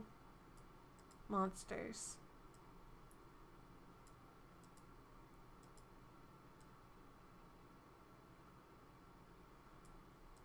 I don't know if these are the right guards. Are they? I don't know. They look like the guards. Are you the guards I'm looking for?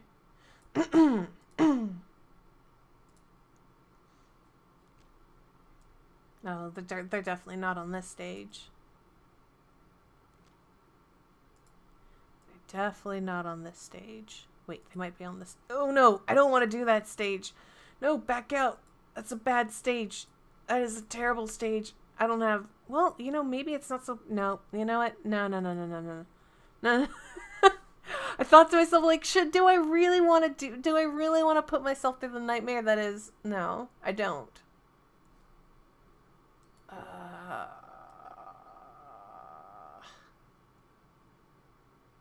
I do not want to put myself through the nightmare that is that stage. I really don't. What was chapter 7's enemies again? Okay. Okay.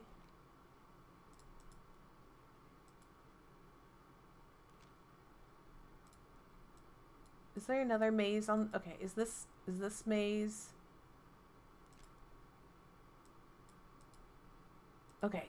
We'll see. We'll find out if these guys are the ones that okay, so I get to show you guys what a maze is like.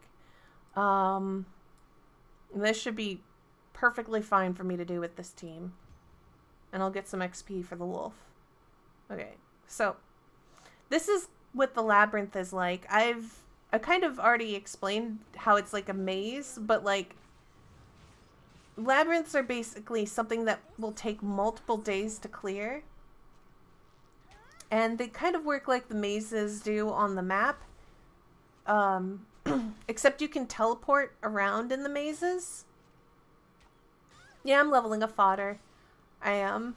I'm trying to make my Armin a 5-star, so just carrying along a wolf with me. But I'm also trying to complete a guild mission that I haven't done.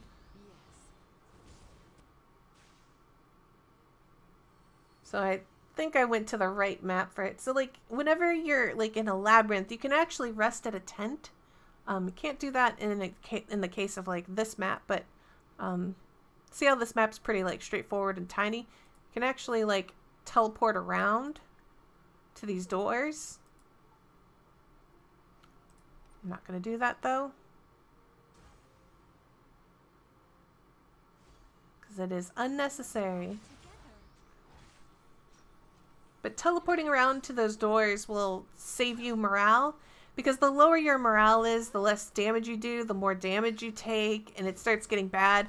By the time you get to like negative 50 morale, you'll basically be able to be one-shot by enemies.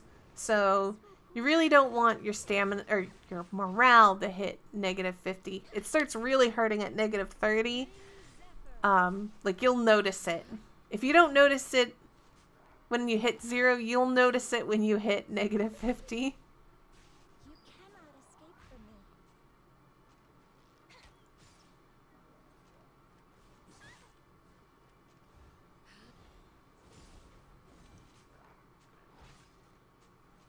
Now. Good.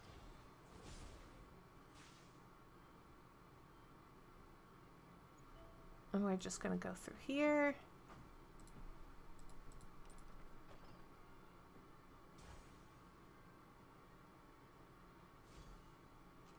I'll pierce through you.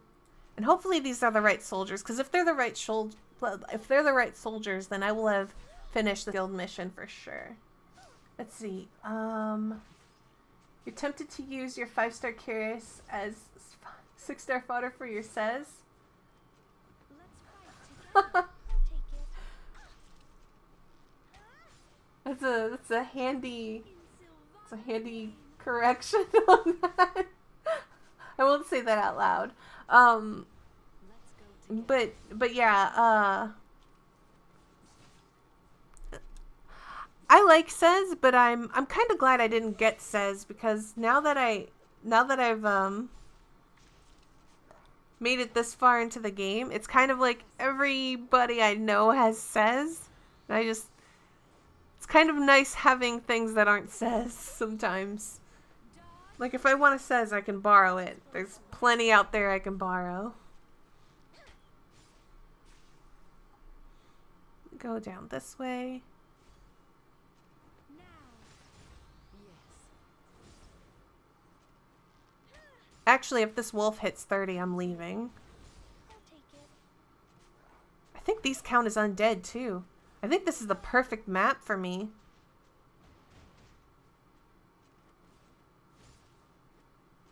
Let's fight together. All right. This will cool you down. Let's go together. I'll take it. She's pretty cute. I think I've seen her in arena like once, All right. which is way different than the hundreds upon hundreds of sezes I've seen in arena. Spring Zephyr. Ready? Here I go.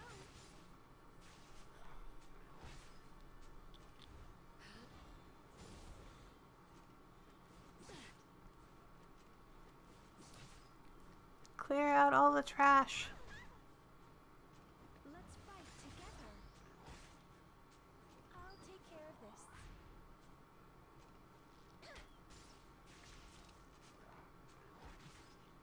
Beast of the West. Dodge. I'm playing on global.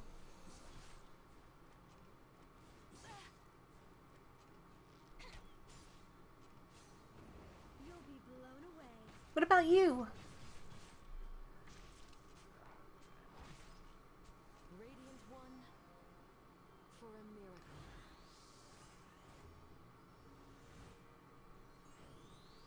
For me, it's just because I live in America, and it just makes more sense to be on the global server rather than on the Asia one. I'll pierce through you. Come to me. I'll take it. I didn't even see if the wolf had leveled to 30. Nope, he's still 29. And here, let me help you.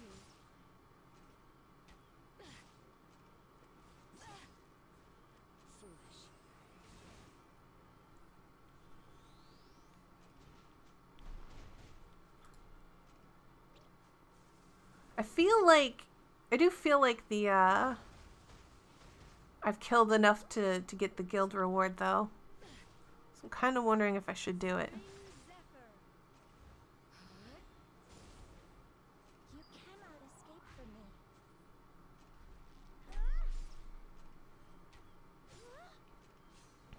In Sylvana's name.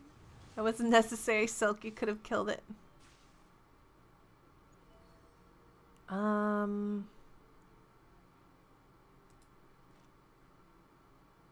No, I feel like I can do it. I feel like I can get out of here.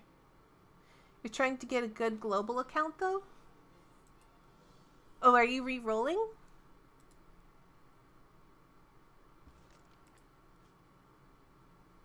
Let's see if I finished my guild rewards. Did it not do it? Did that go up at all? I don't remember. I don't remember what number I was at before.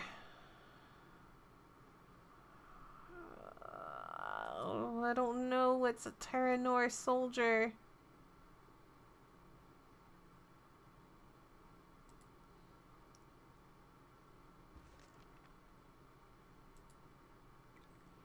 Hi, Chris.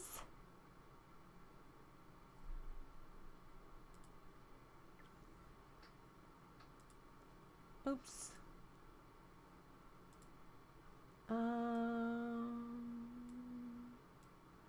Terranor soldiers are the blue guys?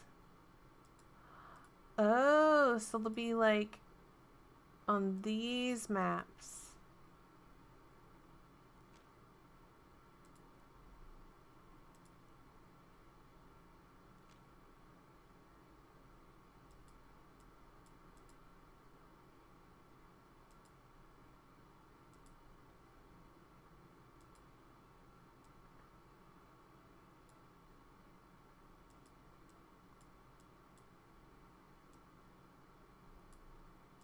I don't remember. I think I was at like 54 out of. Oh, is it in Terranor?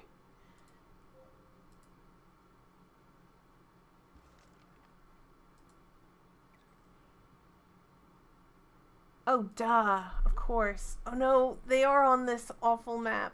No. Oh no, I hate this map. Okay, we're gonna bring a Says for sure. Oh no.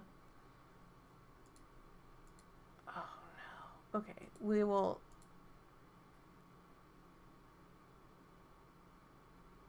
How do I want to handle this?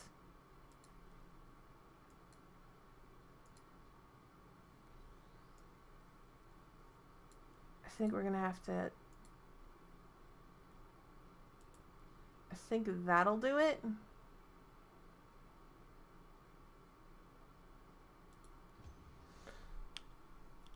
Hopefully it works this way. I do. I will rip you into. Prepare yourself. I just want to farm this. So I think like I think I was at 54 out of like what, 80? So this will put me at like 58 on this wave. I'll have to do this a couple of times.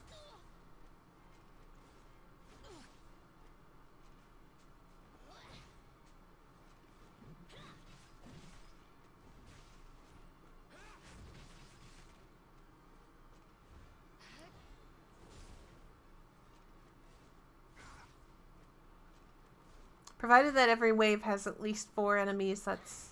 I don't know if... You know, this will be a good test because I'll be able to find out if killing just the boss will count as killing all of the enemies. Because that's something that I don't know.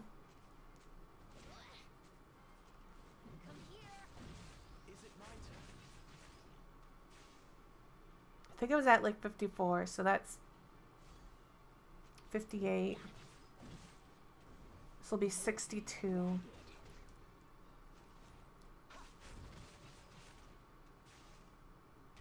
What do I think of Haste? I found him incredibly useful on a couple of fights. I found him useful because he has that vampirism ability on his S2 or whatever it is, and also it prevents healing, which has been incredibly useful on bosses that do self heals, like a large amount of self heals. His bleed at the moment, at least on mine, isn't all too impressive yet, but I think that's because I haven't completely built out his kit. I think once I've built him out, he will be a lot better. So it's really hard to judge a character that you haven't finished a build on.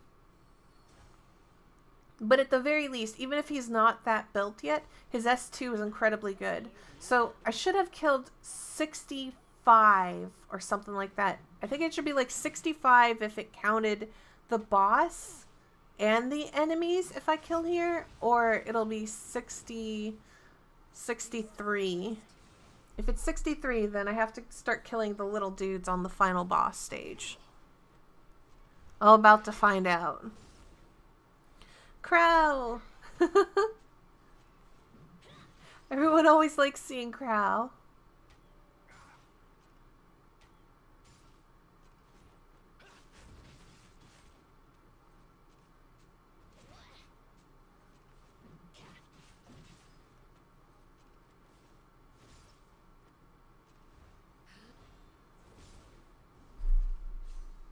Oh my gosh, it's just like 1 pixel. It was unnecessary, Crow. Okay, so 63 or 65. So, hold on. Lobby.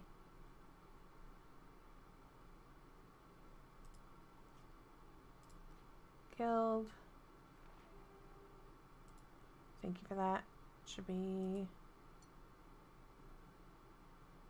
65. It does count the dudes. Oh, nice. So I don't have to kill all the enemies for it to count.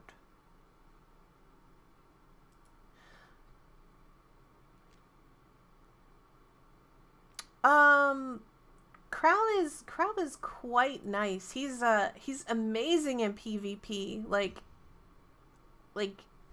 one of my favorite, like he always comes with me to PvP no matter what, because he's just the toppest of tiers for PvP to me. The provoke, the defense, the ability that, like, just the fact that the less HP he has, the more damage he does on his S3. It's ridiculous. On a lot of bosses that I have had problems killing, if Crow just gets low in HP, he just dunks them. So he's a really good tank as long as you've got the ability to back him up in some way. Because like I said, you kind of have to ride a danger line to lower his HP.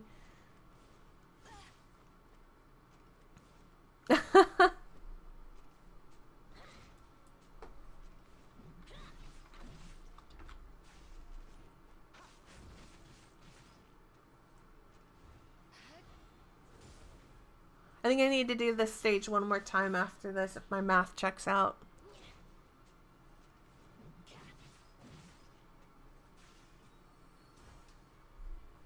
Whoa. Gotta get that chest. You'll be ragged.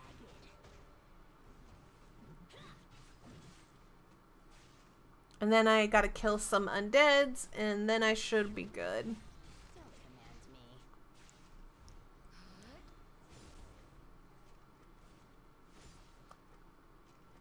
Looks a lot like Achilles and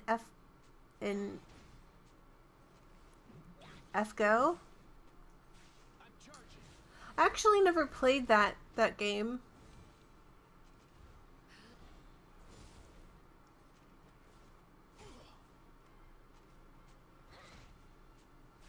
It's Fate Grand Order, right?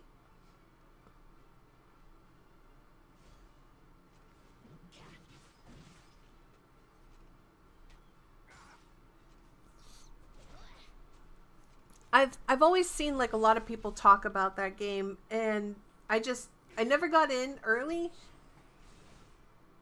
I just and it just seems a little daunting, and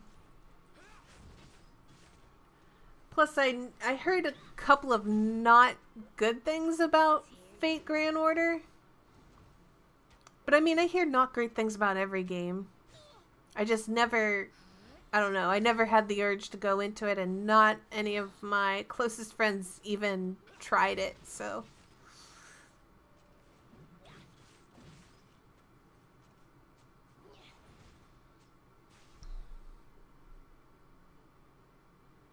This game just came into to my life at the right time for me to pick it up. All right, one more time in here, and then I need to go find Undead.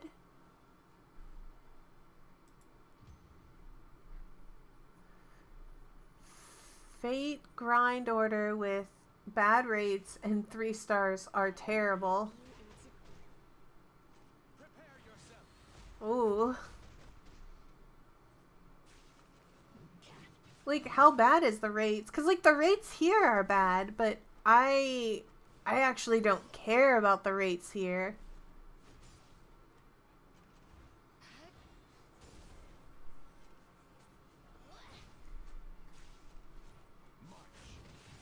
I'll go.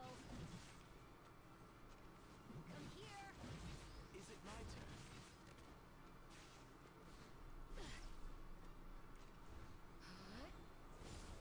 The rates are worse than this game's rates? But the rates here are like, these aren't the worst rates I've seen, but the rates here are not that good.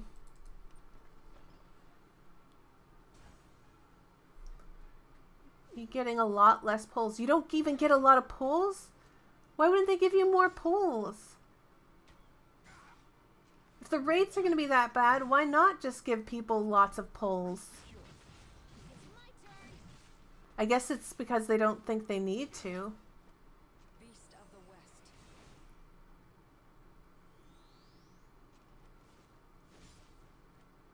Shall we begin?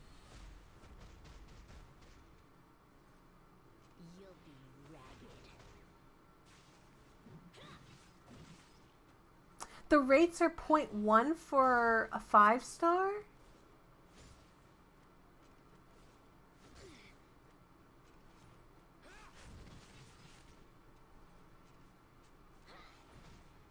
Oh, it's 1%? Okay, so it's 1%. So the rates are like slightly worse.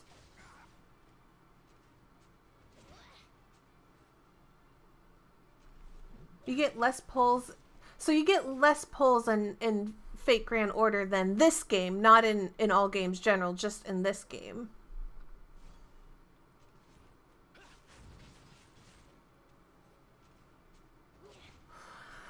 Well, I mean, here's the thing to me, like, if you squeeze people too hard, I don't think like a lot of people will spend. Like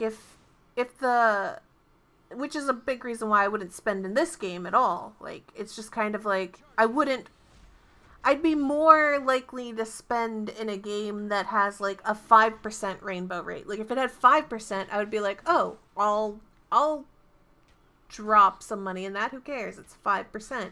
It's at least something. If it was like 10%, I'd drop even more money. So like, I guess it works out that it's different between people. Like, in my case, I'd spend more.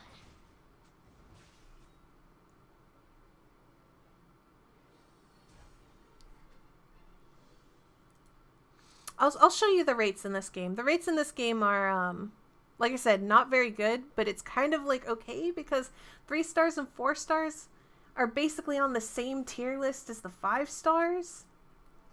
So it's okay. I gotta send them out. Be gone. Go back to work.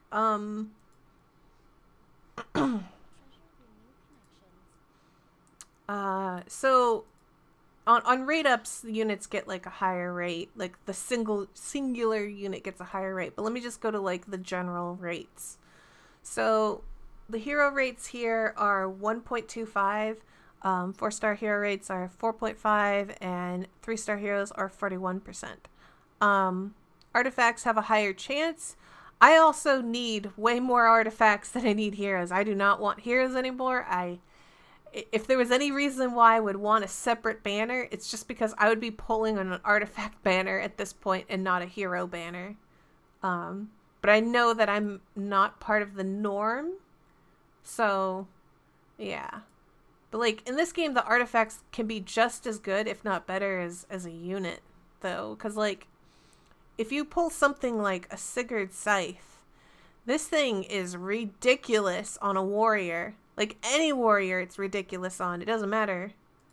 I've got 2 Abyssal Crowns, but I don't use them. Like, I don't use both of them. I only use one.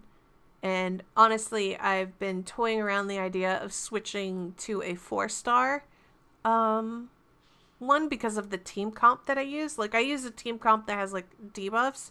So I'm kind of curious if maybe this would be better.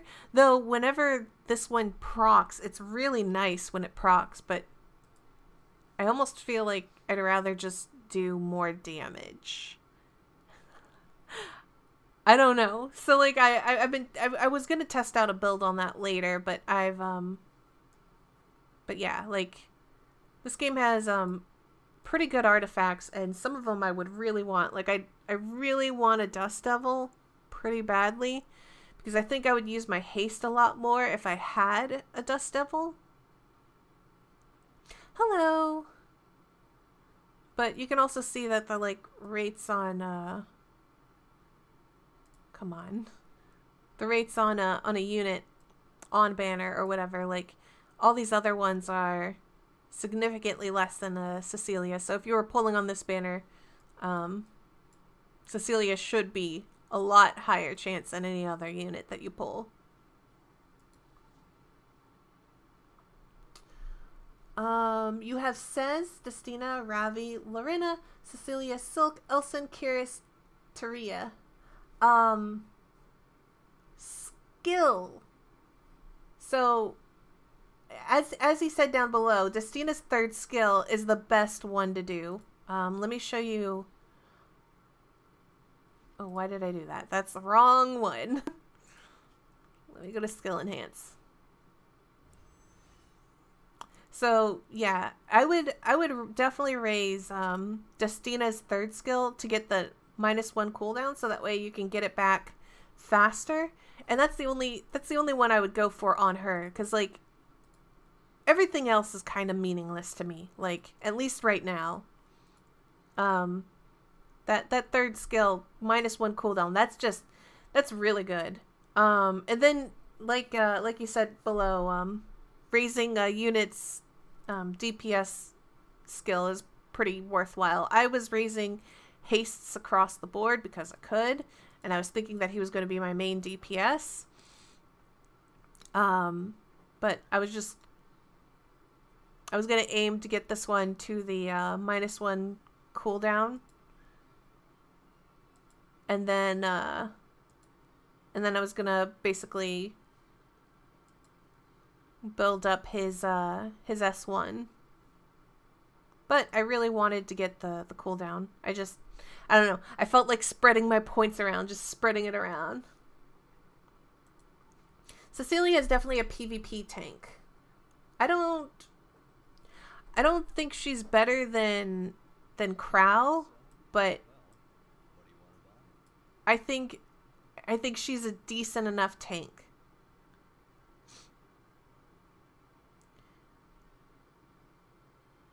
Haste is a healer, though. He does heal, but he's more DPS. Like, he can heal. He's more like a DPS that has, like, an assist to heal. I wouldn't call him a healer, though. What was I doing? Guild, right. I wanted to kill undeads, I think.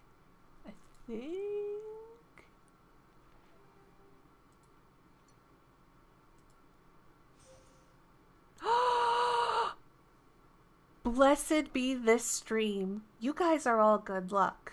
I don't know who, like, everybody in the chat, you're all good luck. Every single one of you. I don't know if maybe it's just one of you, but all of you. I'm just gonna claim that all of you need to come back whenever I'm farming Twisted Fangs. Okay?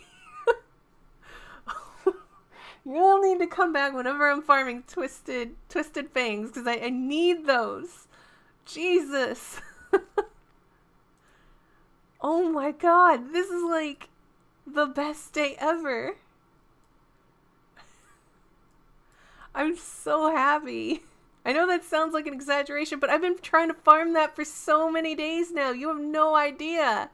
It's been so annoying. Woo. Oh my gosh. Okay, so I think maybe it was like, I can jump back to chapter 8. Whatever, it doesn't matter. Because I just need a couple more undeads.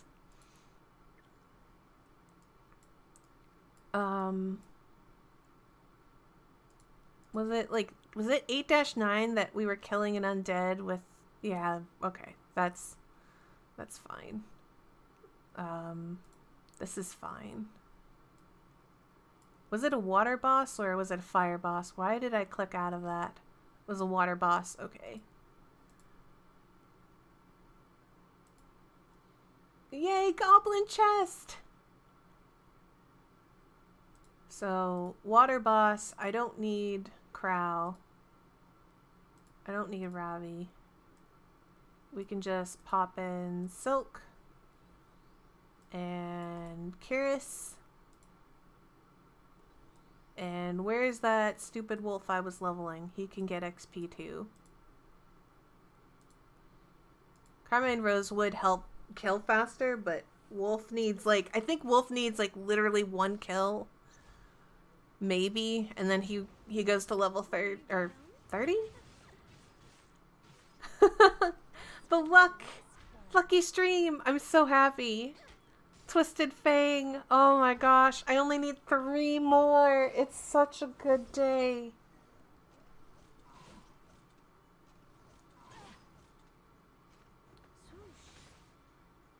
I mean, I still need to get the stupid stuff from the hard mode. That stage is nuts. Beast of the West. 3 hours of farming? I don't have infinite stamina. I have a limited stamina.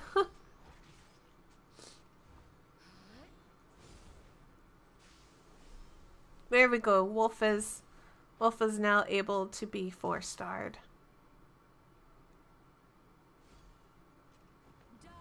Honestly, if you were the type of person who said, I want to spend money on the game though, how can I spend money on this game? And instead of pulling, I would spend it on, honestly, stamina. I would not waste. How long did it take me to reach 10-10? I didn't keep track of it, like, hour by hour. All I could say is the first day I played, I made it to, like, the end of chapter 6. The beginning of chapter 7. The day after that, I made it to chapter... Wait. I think I stopped, like, immediately. Like, I think there was, like, some water boss or enemy that really stopped me. Full Earth team versus fire units. It's true. It's true. It's got a water boss at the end, which is why I brought them along. Really, honestly, Destina is just the tank healer, and Silk's just here for support, and Kiris is here to kill the boss. So, even if it's slow on this, I'd rather have it slow here than slow at the boss.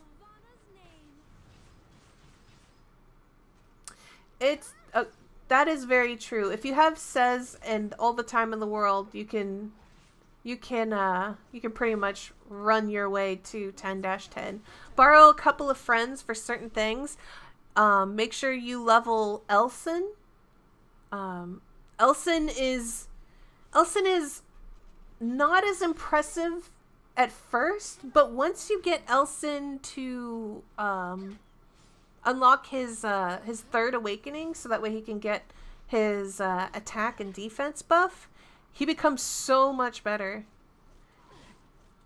I play too much. I play so much that I need to stop. But I've been actually like really sick lately, and I haven't been able to like do my Let's Plays that I normally do or streams. So I've been kind of just autoing on a map.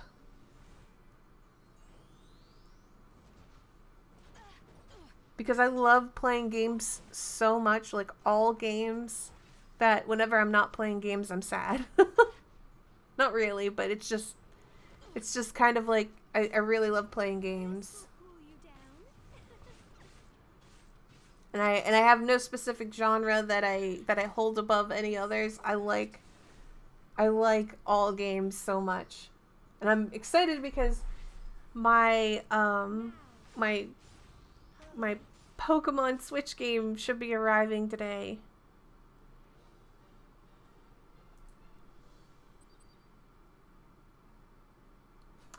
You're gonna get Commander Lorena? Woo. I've got a lot more urgent missions to go through. I originally thought killing the enemies was gonna be the problem, but clearly it was definitely gonna be urgent missions. Is that enough to finish the thing? Or do I need to do more? Yep, that was enough. And got some Skystones and guild stuffs. So that's good stuff. And the wolf is done, so. Do I have 3-star fodder? No, I don't. Okay.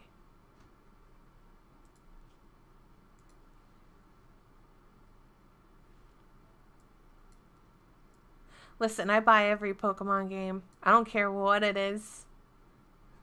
I love Pokemon so much, they could sell me almost anything.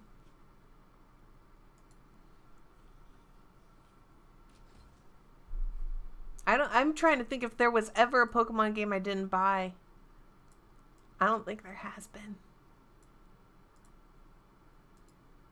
Okay, so I need to level this thing up, and then I need to level 2 more trash things. Not 2 more trash things, it's more like 5 more trash things.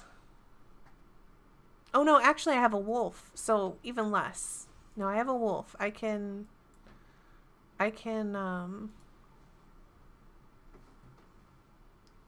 go ahead and wrong window. I go to the wrong window too many times. Have I mentioned that I'm still new with this? I'm still new. I'm by no means end all be all guide for this.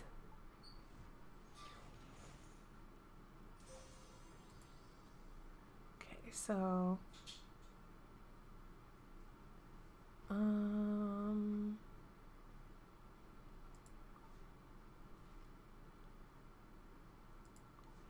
I mean, maybe they'll add real-time PvP. The only problem is like you have to wait on everybody to take their turn. It would probably take they would have to have like some sort of like, you have to make a decision within, I don't know, like, who knows, like 10-15 seconds, and you just know someone would just run down that timer. It'd be so annoying.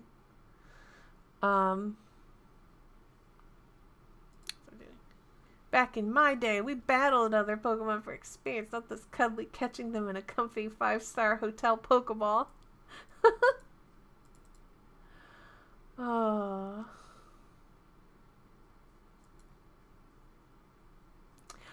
Oh man, boy do I know nothing about games. No, sometimes I play games and like sometimes I do like I have like Let's Plays on my YouTube channel, and it says specifically it's a blind Let's Play. I know nothing about the game. I'm playing it blindly. I don't know everything about the game. and I'll inevitably will get comments of people angry and frustrated that I'm not doing the thing right. That they're like, I don't understand why you can't do this correctly. It's supposed to be like this and this and this. And I read the comment and I'm like, but I mean, I didn't know. Like, the game didn't tell me. And they're just like, how could you not know that you were supposed to do this to the boss? That's how you win easy, is just do this to the boss. I was like, because I tried like several different things on the boss, but I didn't try that specific strategy you outlined. It didn't occur to me. I don't know. Like, I was just playing this game, man. Don't get so mad. I'm sorry. It's just like the amount of angry messages I get when people are just like, how can you not understand what's going to happen in the story in the next 2 chapters? You're going to regret everything you said about this character. And I'm just like, what? I didn't know that the character was going to do so many awesome things. I'm like 2 chapters before that happens. It's the most bizarre thing that people will get angry at you when you just don't know something.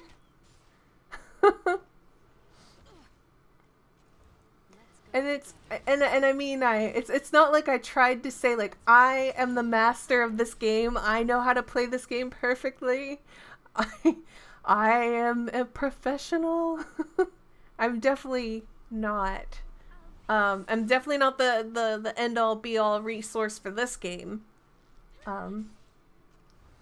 There are never people angry or YouTube comments or backseaters or Twitch touch or you just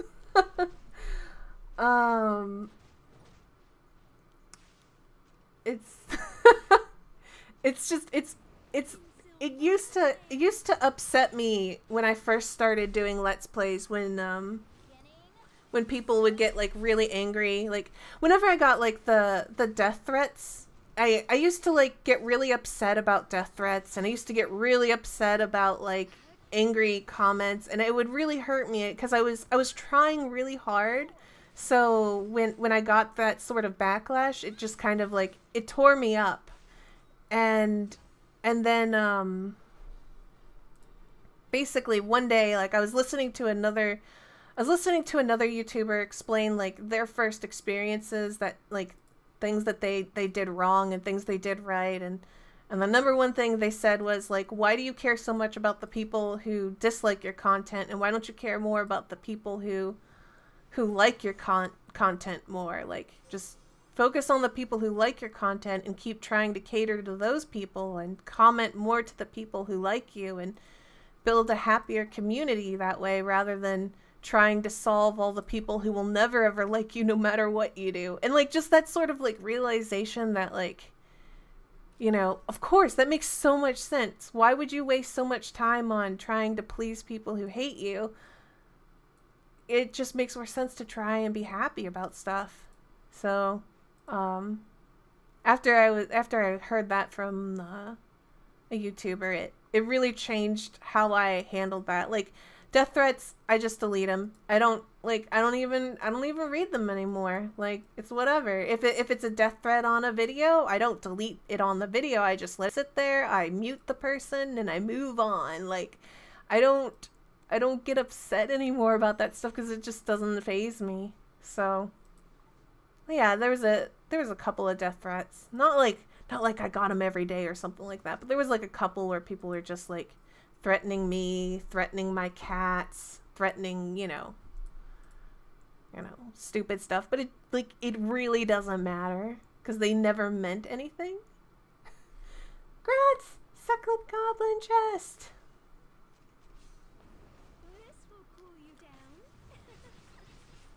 And I found that being happier on my Let's Plays and happier on my live streams just makes me a happier person in general. And I love this game. Yes, the cats. There's even a person when my cat died and I was there's a person when my cat died and I was crying and was pretty upset about it. There's a person who sent me a message that they're like, glad your stupid fat cat finally died. And I was like, what? I don't understand how you can be so obsessed with hating me that you like followed me just so that way when my cat died you could send me angry messages. I don't understand. Like, do you not have a life? But whatever, I didn't even bother responding to that. I just, like I said, straight to the deletion pile. It's absurd.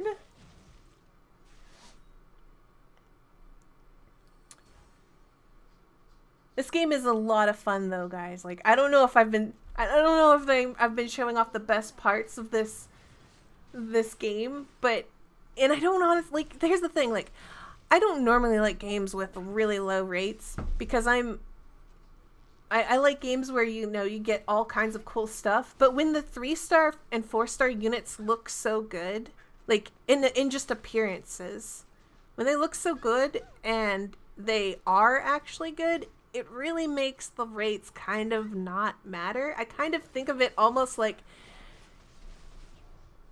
you know how, like, when you would buy, like, a pack of, like, those, maybe, like, some sort of, like, collectible cards or something like that, and, like, there was, like, the normal version of the cards, but then there were some cards that were the same card, but a holographic version, and you were like, whoa, it's a holographic version.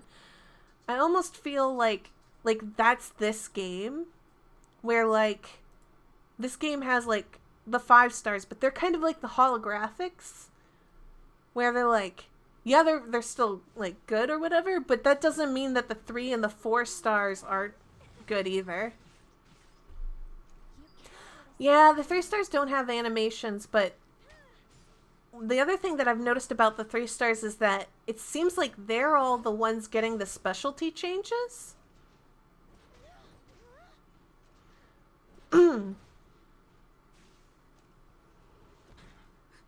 Yeah, the 3 stars when upgraded to 5 stars are really strong. I think the only advantage that I see that a 5-star has, like, entirely has, is that if you were to get, like, a bunch of 5-star dupes, you could get that memory imprint dupe thing that, like, makes basically, like, you know, a really, really strong team buff bonus.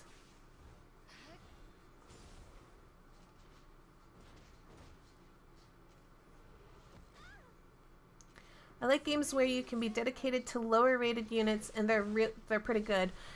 And the other thing is like, a lot of people only use the same 3 stars, but I've been looking at some of these other 3 stars that people don't use, and I've come to realize that, like, if you build a team around that, yay, goblin chest. But yeah, I've noticed that, like, a lot of the 3-star units that people don't talk about have, like, a pretty cool kit, and if you mix the right units together, you can have a really good team. It's just kind of like the units all have, like, their own kind of, like, build and setup and different things. And while I don't like that Aether is an attack-based healer, whoa, Taria the Fire Axe Warrior 3-star, she is a monster in Arena, and I hate her.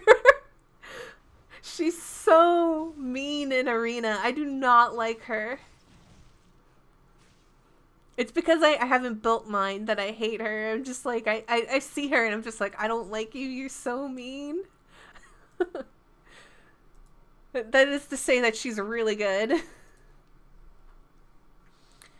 But yeah, they do seem to be all about trying to balance these units and make sure that every unit has, like, their own sort of thing, and that, like, it's not about like, oh, the 5-star unit is going to have a 10% better attack bonus, like a 10% better attack buff, or like a 15% better defense buff, or, you know, there's nothing that's making the 5 stars different from the 3 stars, in the sense that, like, it's not about that. It's just what's in their kit.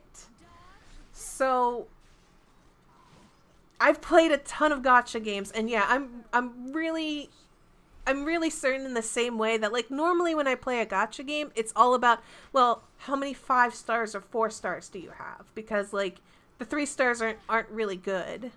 But, like, in this one, it's kind of like, if you only look at a unit by the star rather than their kit, you're kind of missing the point of this game. Because it's not, it's all about their kit and less about what star ranking they are.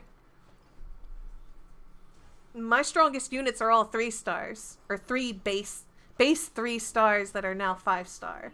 Like, Kyrus here is my answer to fighting Golem. You know, that's what I've been doing. I've been building all of my 3 stars up too, because I'm just kind of like, I'm going to build every unit in this game. I'm going to play every unit. I'm going to make crazy teams. Oh, I borrowed a Moonlight Ken, it looks like. Are you guys cheer for the Moonlight Ken who decided to just show up? Oh my gosh. I did not know I picked him as an assist.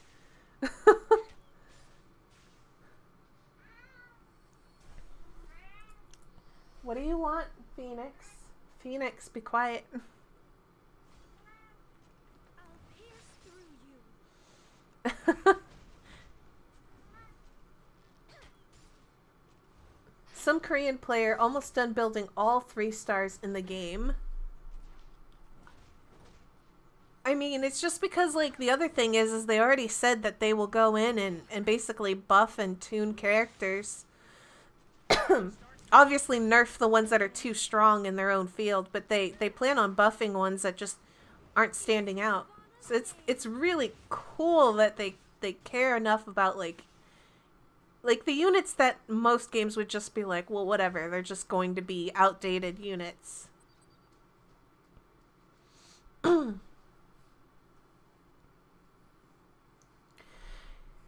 You were randomly making a team out of who you had and using a lot of 3 stars at the start. I have someone who built up a 2-star mouse yesterday with 5-star with the 4 awakening and 3 skill ups. It's ridiculous. I love it. The mice are cute though, so I could see the appeal of making a mouse. You recently quit a game. You played Dragon Ball Z Dokkan Boss. The only way you can progress is by the endgame currency.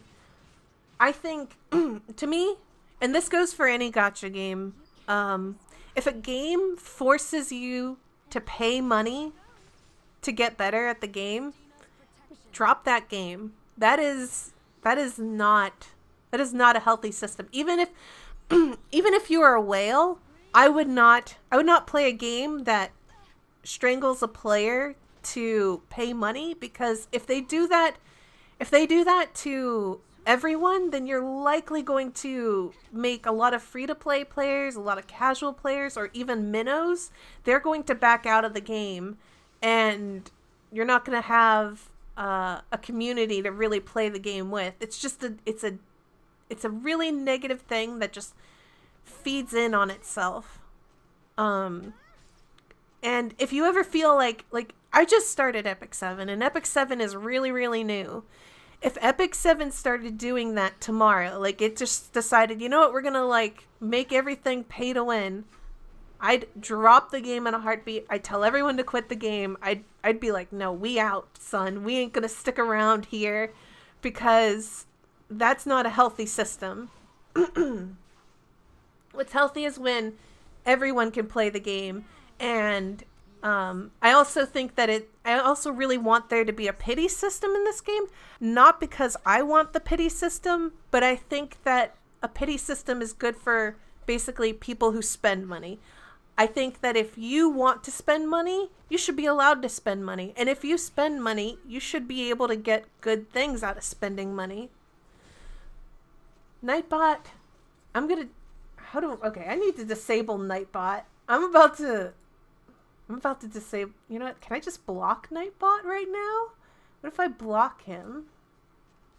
I'm gonna block? I don't know. I'm gonna shut it down immediately. I'm tired of that. Anyways. I don't mind.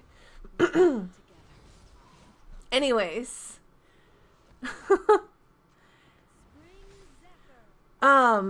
Yeah, the thing is like I don't think there's I don't shame people in spending money, period.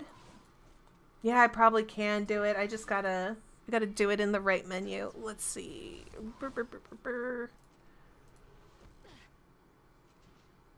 Night mod.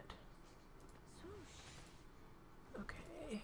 Where is it? Is it unmod nightbot? There we go. It removed. Shush.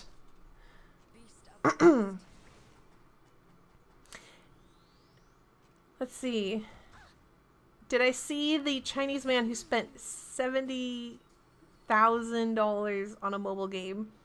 No. I see the link, but I've never heard of this man. But I just think that anytime a game forces you to spend money, it's just not a healthy system, and back out.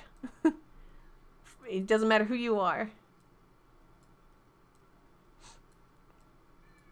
I also think that, like, if a game is, like, far too free to play, that, like, you won't, like, I think some games are okay with that, but, like, I think, is it the, oh, is that someone who did Fate Grand Order? Summoner's War? Spent 500,000? No!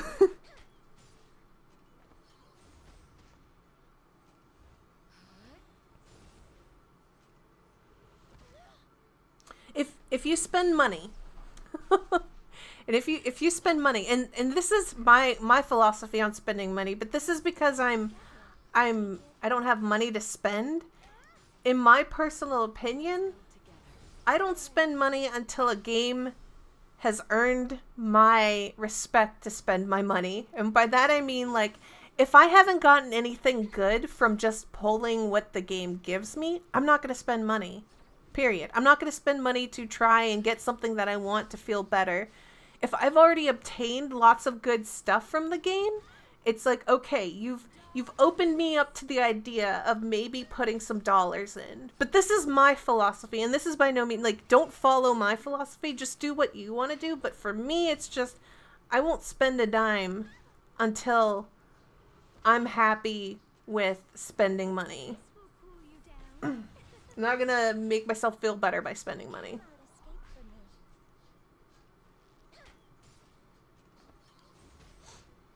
Because otherwise, like, what happens if you pull something and it's all garbage and you've spent, like, you know, I don't know, $20, $50 and you pulled garbage? You're gonna feel miserable about it. You're just gonna be like, I wasted $50 on a game, and it just hurts you that way. So if you've already obtained, like, a bunch of 5 stars and a bunch of 4 stars, or you obtained a bunch of good 3-star units and you're like, wow, I'm really having a good time. And then if you were like, you know what, I can put $5, $10 on this game, and even if I get, like, garbage, I'm still going to be okay with it, then that's good. Now, see, that is where I would say is okay, that I would actually be open to spending money, is the monthly login pack, the one where you get an XP bonus, and you also get, like, what is it, like 30 gems every single day or something like that, and it's only like $5 a month. If you wanted to spend that much money, like, that's nothing. That's like nothing, and you're guaranteed to have a good time and increase your XP along the way, and just, like, that's just guaranteed fun for me. But, like, to spend, like, you know, $20, $50 on a pull, I am not down for that. I'm not down for that, especially when I don't earn any money to do that sort of thing. Like, that's just not gonna happen. But I'm not every person out there, and some people have, you know, cash to burn, and that, like, that is perfectly fine if you're that person. And I do not shame you at all. Like if I had like a really good income, I'd probably spend money. Like it's just how I am. If I had money, I would spend it, but I don't. Do I collect my daily bonuses from the launch celebration and the Three Sisters project? Yes, I do that. I do that pretty much as soon as possible. I rush a penguin craft every morning to get it done immediately because I just want to do it.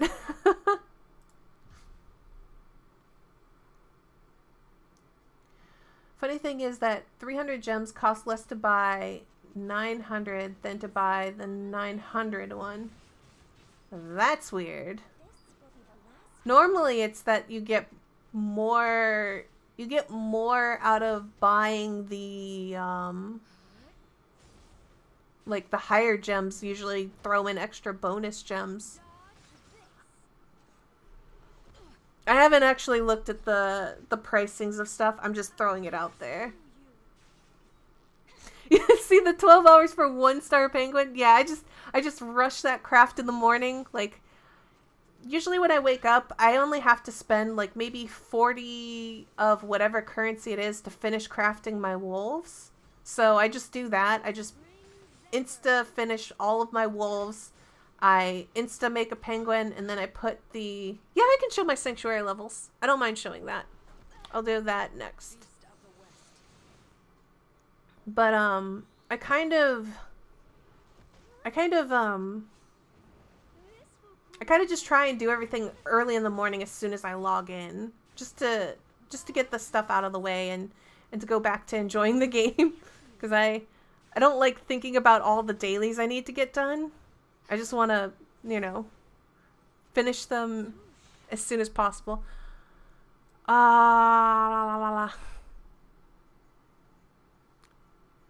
One second. I had a pop-up on my computer. Sorry. My Windows was like, did you do the blah blah blah? And I was like, no. Be quiet, Windows.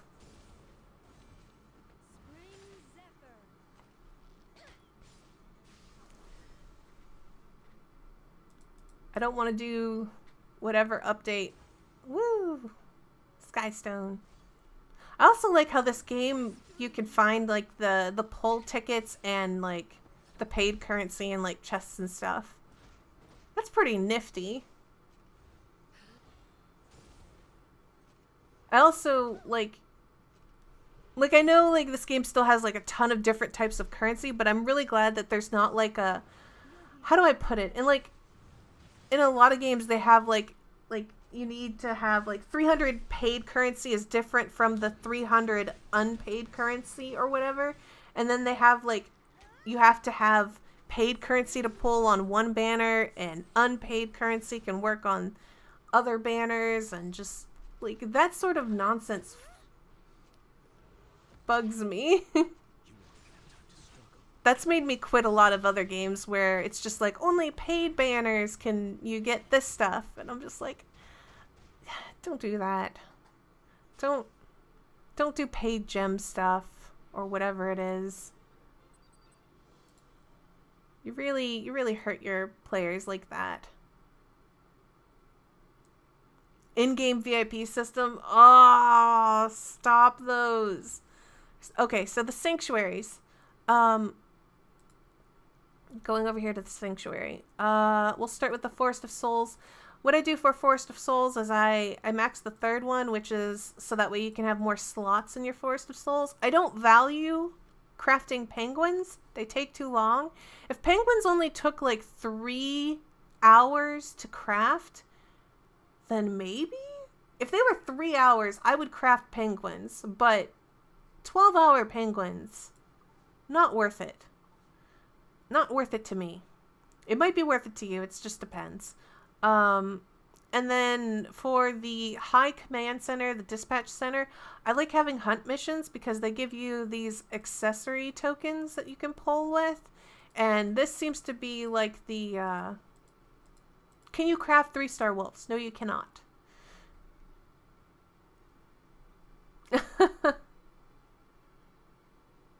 2-star wolves always come out. Yeah, that's always how they are. So I just, like, penguins need to be a better value for me to do penguins. That's just how I feel. And then hunt missions, I prefer getting the ancient coins because accessories are pretty limiting, like, to get that coin. So I just find the hunt missions to be the most important to me. So I've got the building maxed out so I can do the hunt missions.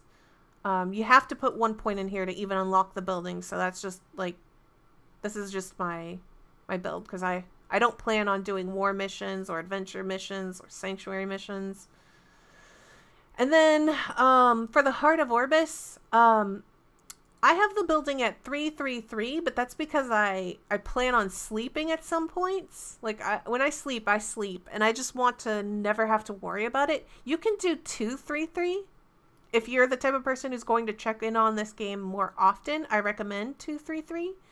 If you're the type of person who has work and likes sleep or whatever, and you're like, I might not always be here in 12 hours, then, you know, this one. Or is it like, I forget, is it like 6 hours? I feel like,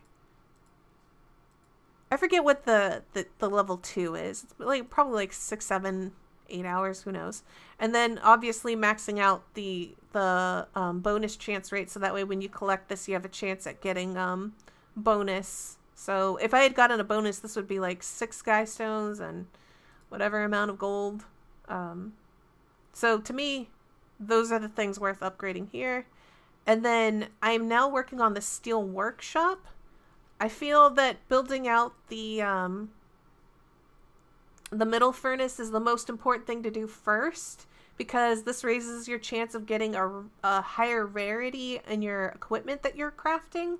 And then I would probably say doing the blacksmith dormitory over here is the next best thing, because this lowers your resource costs. So like the materials you get from hunts, I would say that is the next most important. And then gold is a pretty expensive cost that I would also, like, ideally I would build out this building entirely, but I would say 100% the middle one is a must.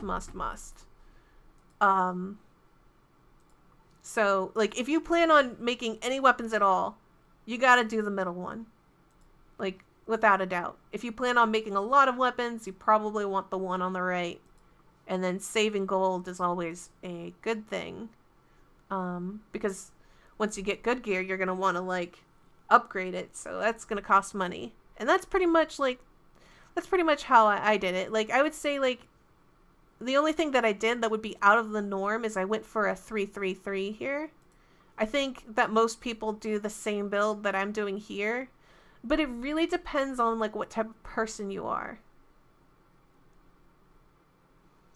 You maxed out your Forest of Souls. You get around 10 penguins a day, using a bit of stigma because based on experience playing on gacha, you didn't realize that the game level is more important.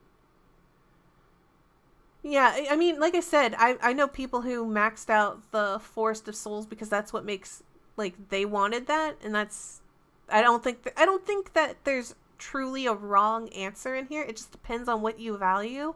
I like getting the paid currency here. I like getting my hunts for the ancient coins, and I only care about wolves. So if I was going to expand this building anymore, I'd build out on the right here. But the thing that I want to do next is build out my smithy. But that's just, like, that's my own personal desire, not something that, like, everyone should copy.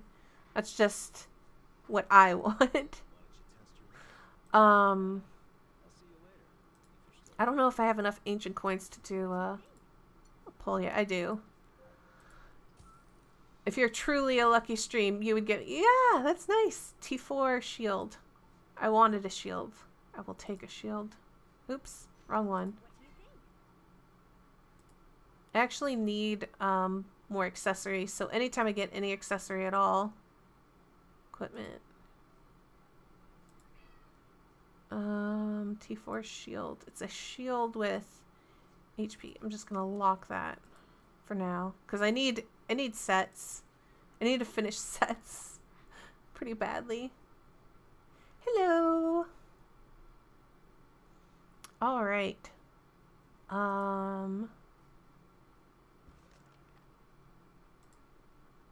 Gonna go back to doing this. And by the way, I love this game so much. I do not mind if all of you want to sit in there and talk about like where you are in the game, your progress, if you have any questions, because I honestly like this game so much. I'm pretty excited to hear like whatever anybody's doing in this game. I should fuse this stuff, but I'm really lazy right now, so I'm just gonna sell some so that way I can go back in. Alright.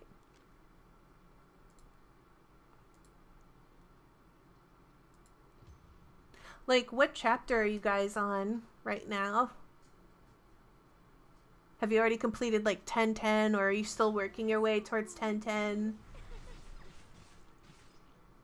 I'll take care of this.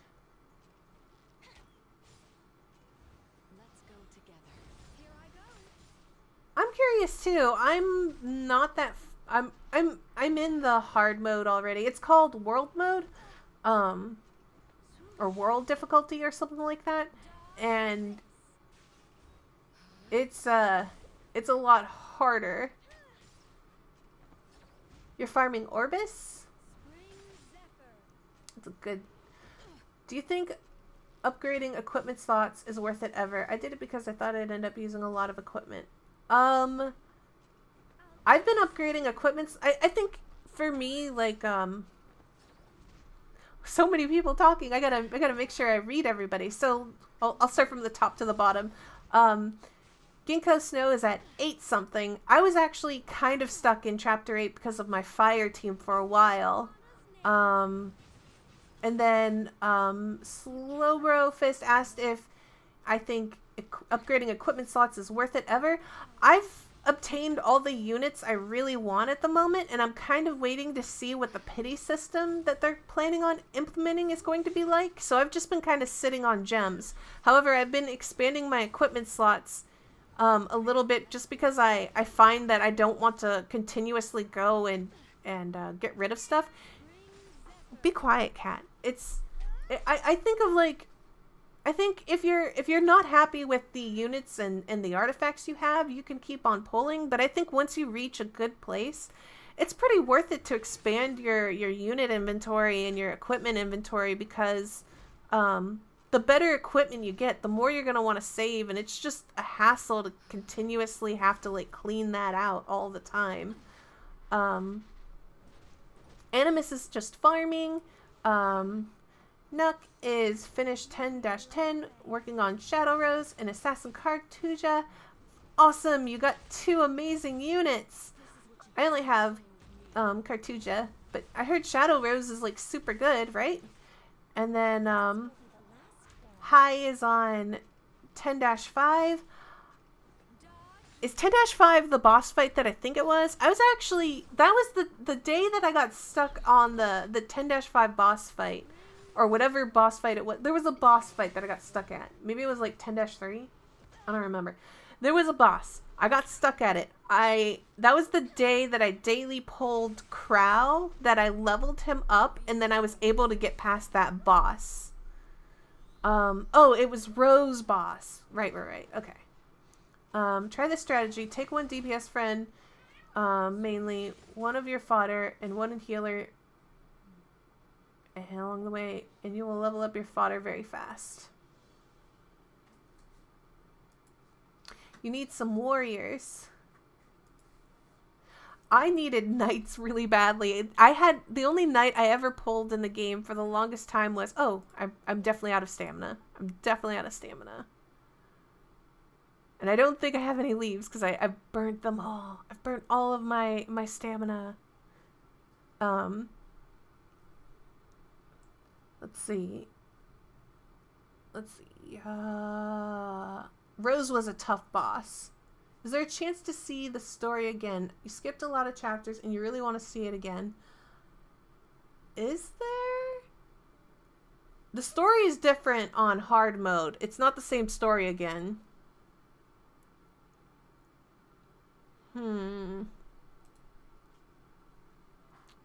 Maybe it's in the journal? Maybe?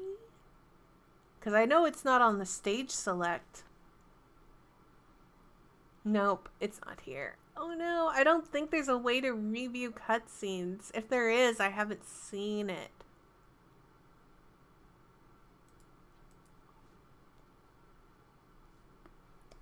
You need water units. You only have Angelica. I had the same problem too. I didn't have water units for the longest time. As part of the reason why I got Alexa, and I was actually leveling Alexa when I pulled Crow. Where is she? Or not Alexa, it's Alexis. No, it's Alexa. I'm right. First time.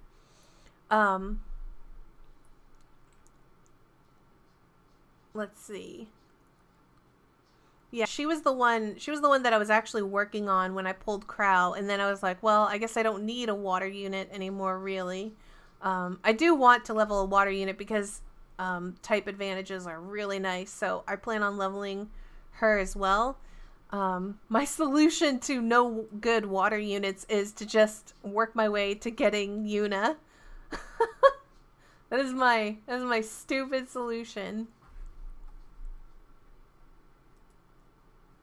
And yeah, I can use Skystones to refill my energy, but I don't want to.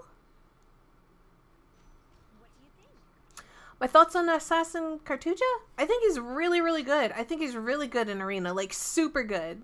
I'd put him pretty high in, like, you have to build him though. Like, I think that's a problem, like, not a problem necessary, but that's like a lot of units only show their real potential when you've yeah, I've burned all my leaves.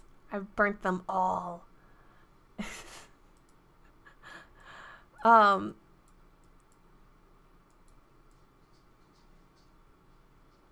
am I building my Cartuja? I'm building him with lifesteal and crit.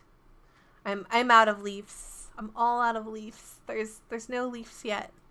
They're gone. See? No more leaves. All leaves gone. I wish I had leaves. So the only thing I can do is I'd have to spend gems on energy, and I don't need to do that. No. I'm good. I already did all my dailies, and I already did all the launch celebration things and everything, so I've burnt it all while talking to you guys and having a good time. I think I burnt the friendship points one too. I'm pretty sure. I think the only thing you know what I haven't done? Because I always burn the friendship one. That's the first thing I do in the morning. I haven't burnt my conquest points. So if I do some arenas, I might have enough energy or I might have enough points to buy energy.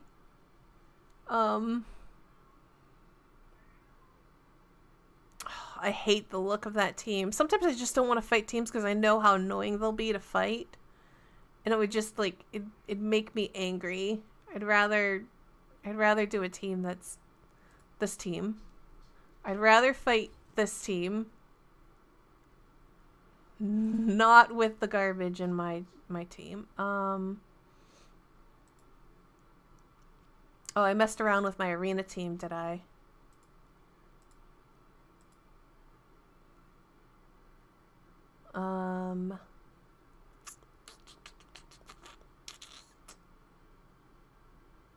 Yeah, I've already finished the Destina event. I finished it in like the second day.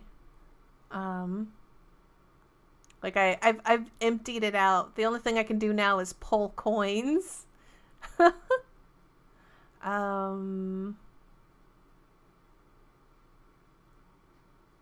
think this is what I want.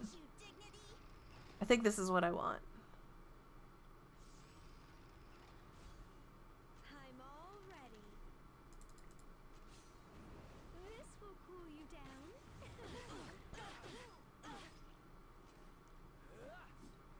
This is my victory.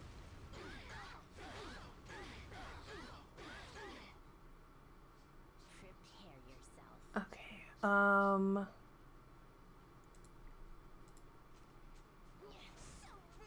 If you're ready, let's go.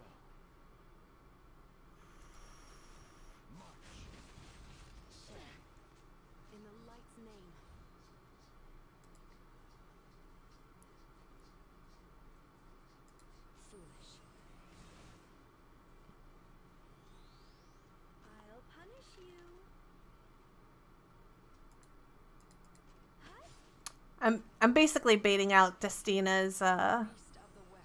heal there. I'll make everything disappear. Okay. Who should I get rid of first? I really hate her so much. She's annoying. If she gets her, I think she has a stun. That's just like one of the most toxic things ever. Help me. Yes, sir. Don't be afraid. I don't think I'm gonna be able to. I don't think I'm gonna be able to kill her before her Destina hers her. Wait, nope, she's dead. Yes. Oh, she's dead. That's so good. Let's fight together. That's perfect.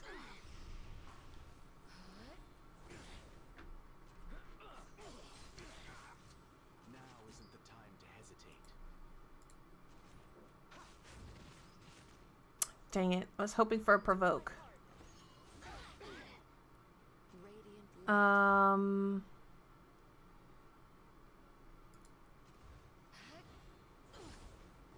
I'll make everything disappear.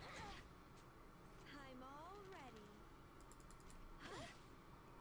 Just pushing her turn back. Please hit Crow more. For a miracle. Okay, I believe that's gotten some of her cooldowns down. Maybe. At least her AoE heal's done. In Sylvana's name. Poor Mildred not doing any damage. He's trying. He's trying. In the light's name. He might get there eventually. Foolish. Prepare yourself.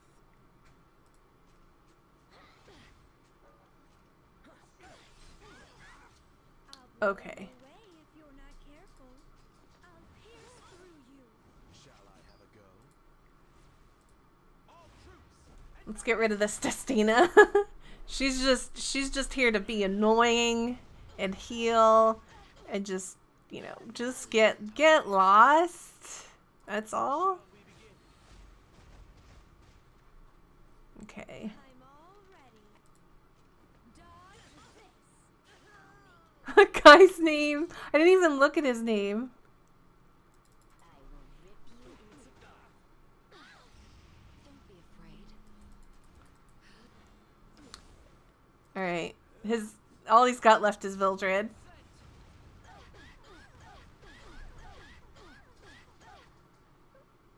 I'll blow you away if you're not careful. The light will always win.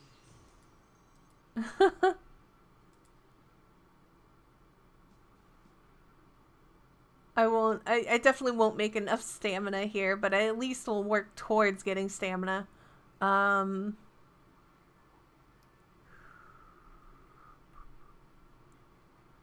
This team, if this team was leveled, I would hate this team, but as it stands, I think I'm okay. I think I'm okay. We'll find out in a second how okay I am. Punish you. You'll be blown away. In Sylvana's name. Sword of righteousness. Burn. Bye-bye. She's the real scary one. Prepare yourself. Yeah, this chick right here, I will tear you. she's the living nightmare. If you're ready, let's go. Route secure. Yes. And now she's gone. Light. Luminescence. Glory.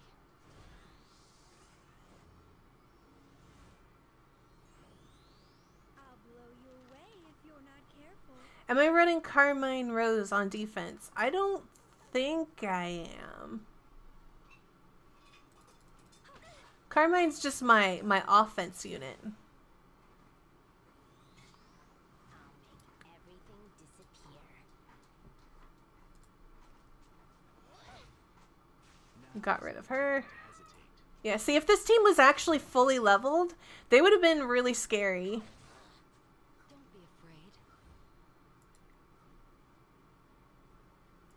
Foolish. I'm all ready. But I assumed, because of their rank level, that they weren't going to be very strong. Destina's protection.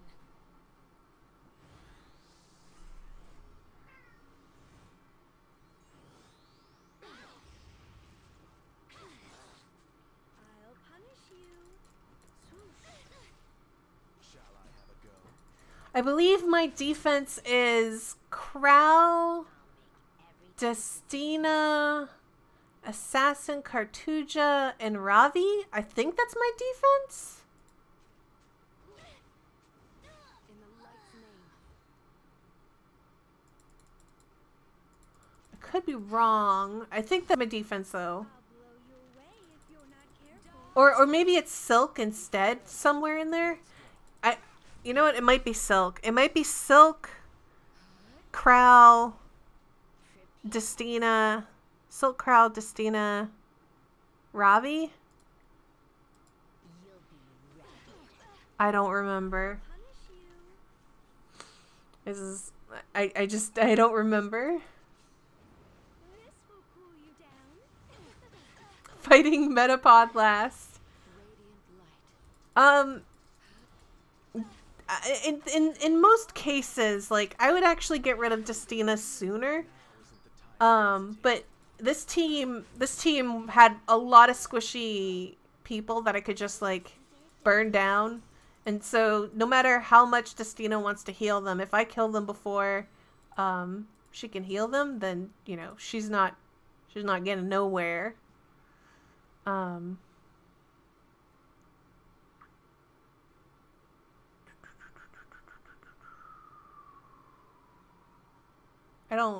I don't like this. I don't like those.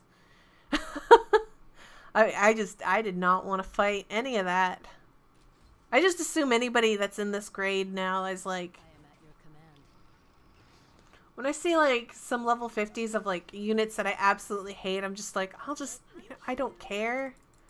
I just want to win. I want to be able to buy stamina and equipment and stuff. She is scary, by the way. She's I will rip you into Shall I have a go? yeah, that Mercedes is doing just about nothing for this team. Luminescence. Glory. Which is why I assumed if they're running Mercedes, they don't got anything. beyond the abyss to the ends of futility. I'll blow you away if you're not careful. Prepare yourself. And now the threat is gone. I'm all ready. I'll make everything disappear. I'll punish you. Spring Zephyr. Yeah, they don't have anything. Shall I have a go? The blessing of Dunbalaya. Oh no, this was thanks to you. Coming, nerfed and coming. No, don't nerf her. I use her. I'm kidding.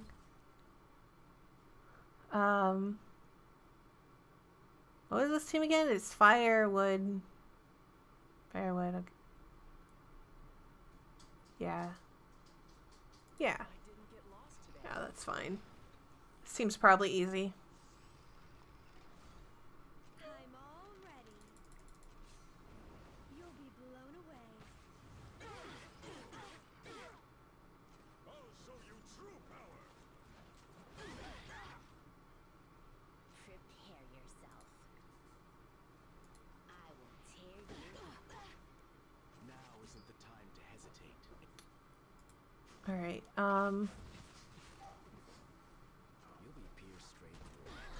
I was actually kind of hoping that In the light's name. kind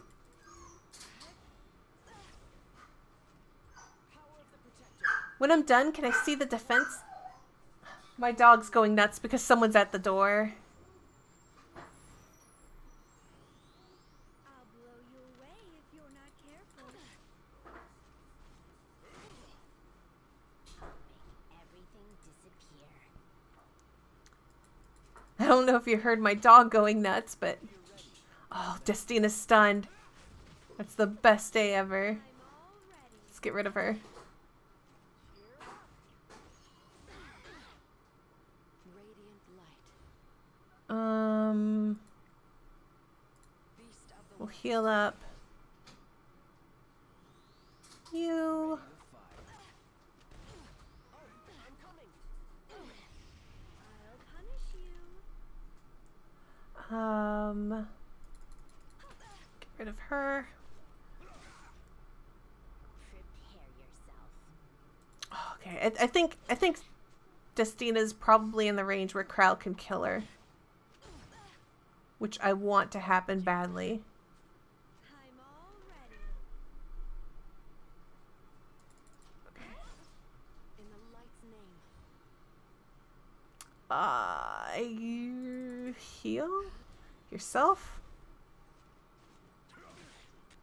Krell should definitely be able to kill Destina.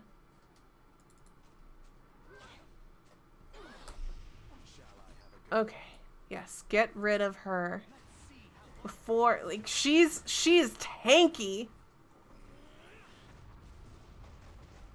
And because she's got like so much HP and tankiness, I just know that she's like, This will cool you down. she's going to be like insanely good at healing.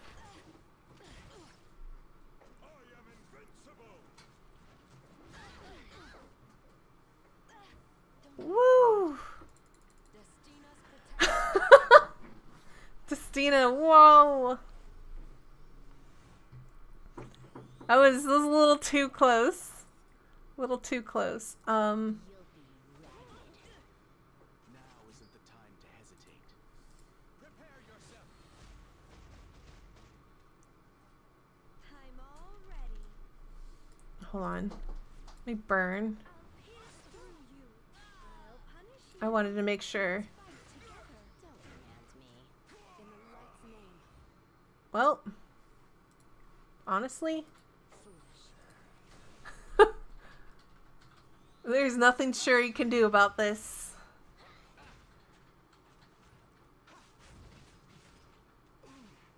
Rest in peace. Victory and honor are always mine. Easy every time. Okay. I only have enough stamina to do one more run, so this is going to close out this stream. Oh, wait. Whoa. What is... Who got done over here? Oh. Oh, that's nice. Oh, that's nice. I'm working my way to getting my Maya. So we're going to close out the stream with this run here. First of all, I want to thank you guys so much for coming into the stream. I really, really, really love this game a lot, and it makes me really happy that a lot of people are watching. If you are watching this as a VOD on YouTube, if you're playing this game, I want to know all about your teams. I want to know where you are in the game. If you have any questions about the game and you want to ask me my opinion on something, leave it in the comments because I will come in there. I love this game so much. I want to talk to people about it. So I absolutely am excited to play more of this game. And as long as the devs keep going in the direction they're going, I'm all aboard, like, #1 fan for this game. So, I mean, I'll make videos for this game without a doubt.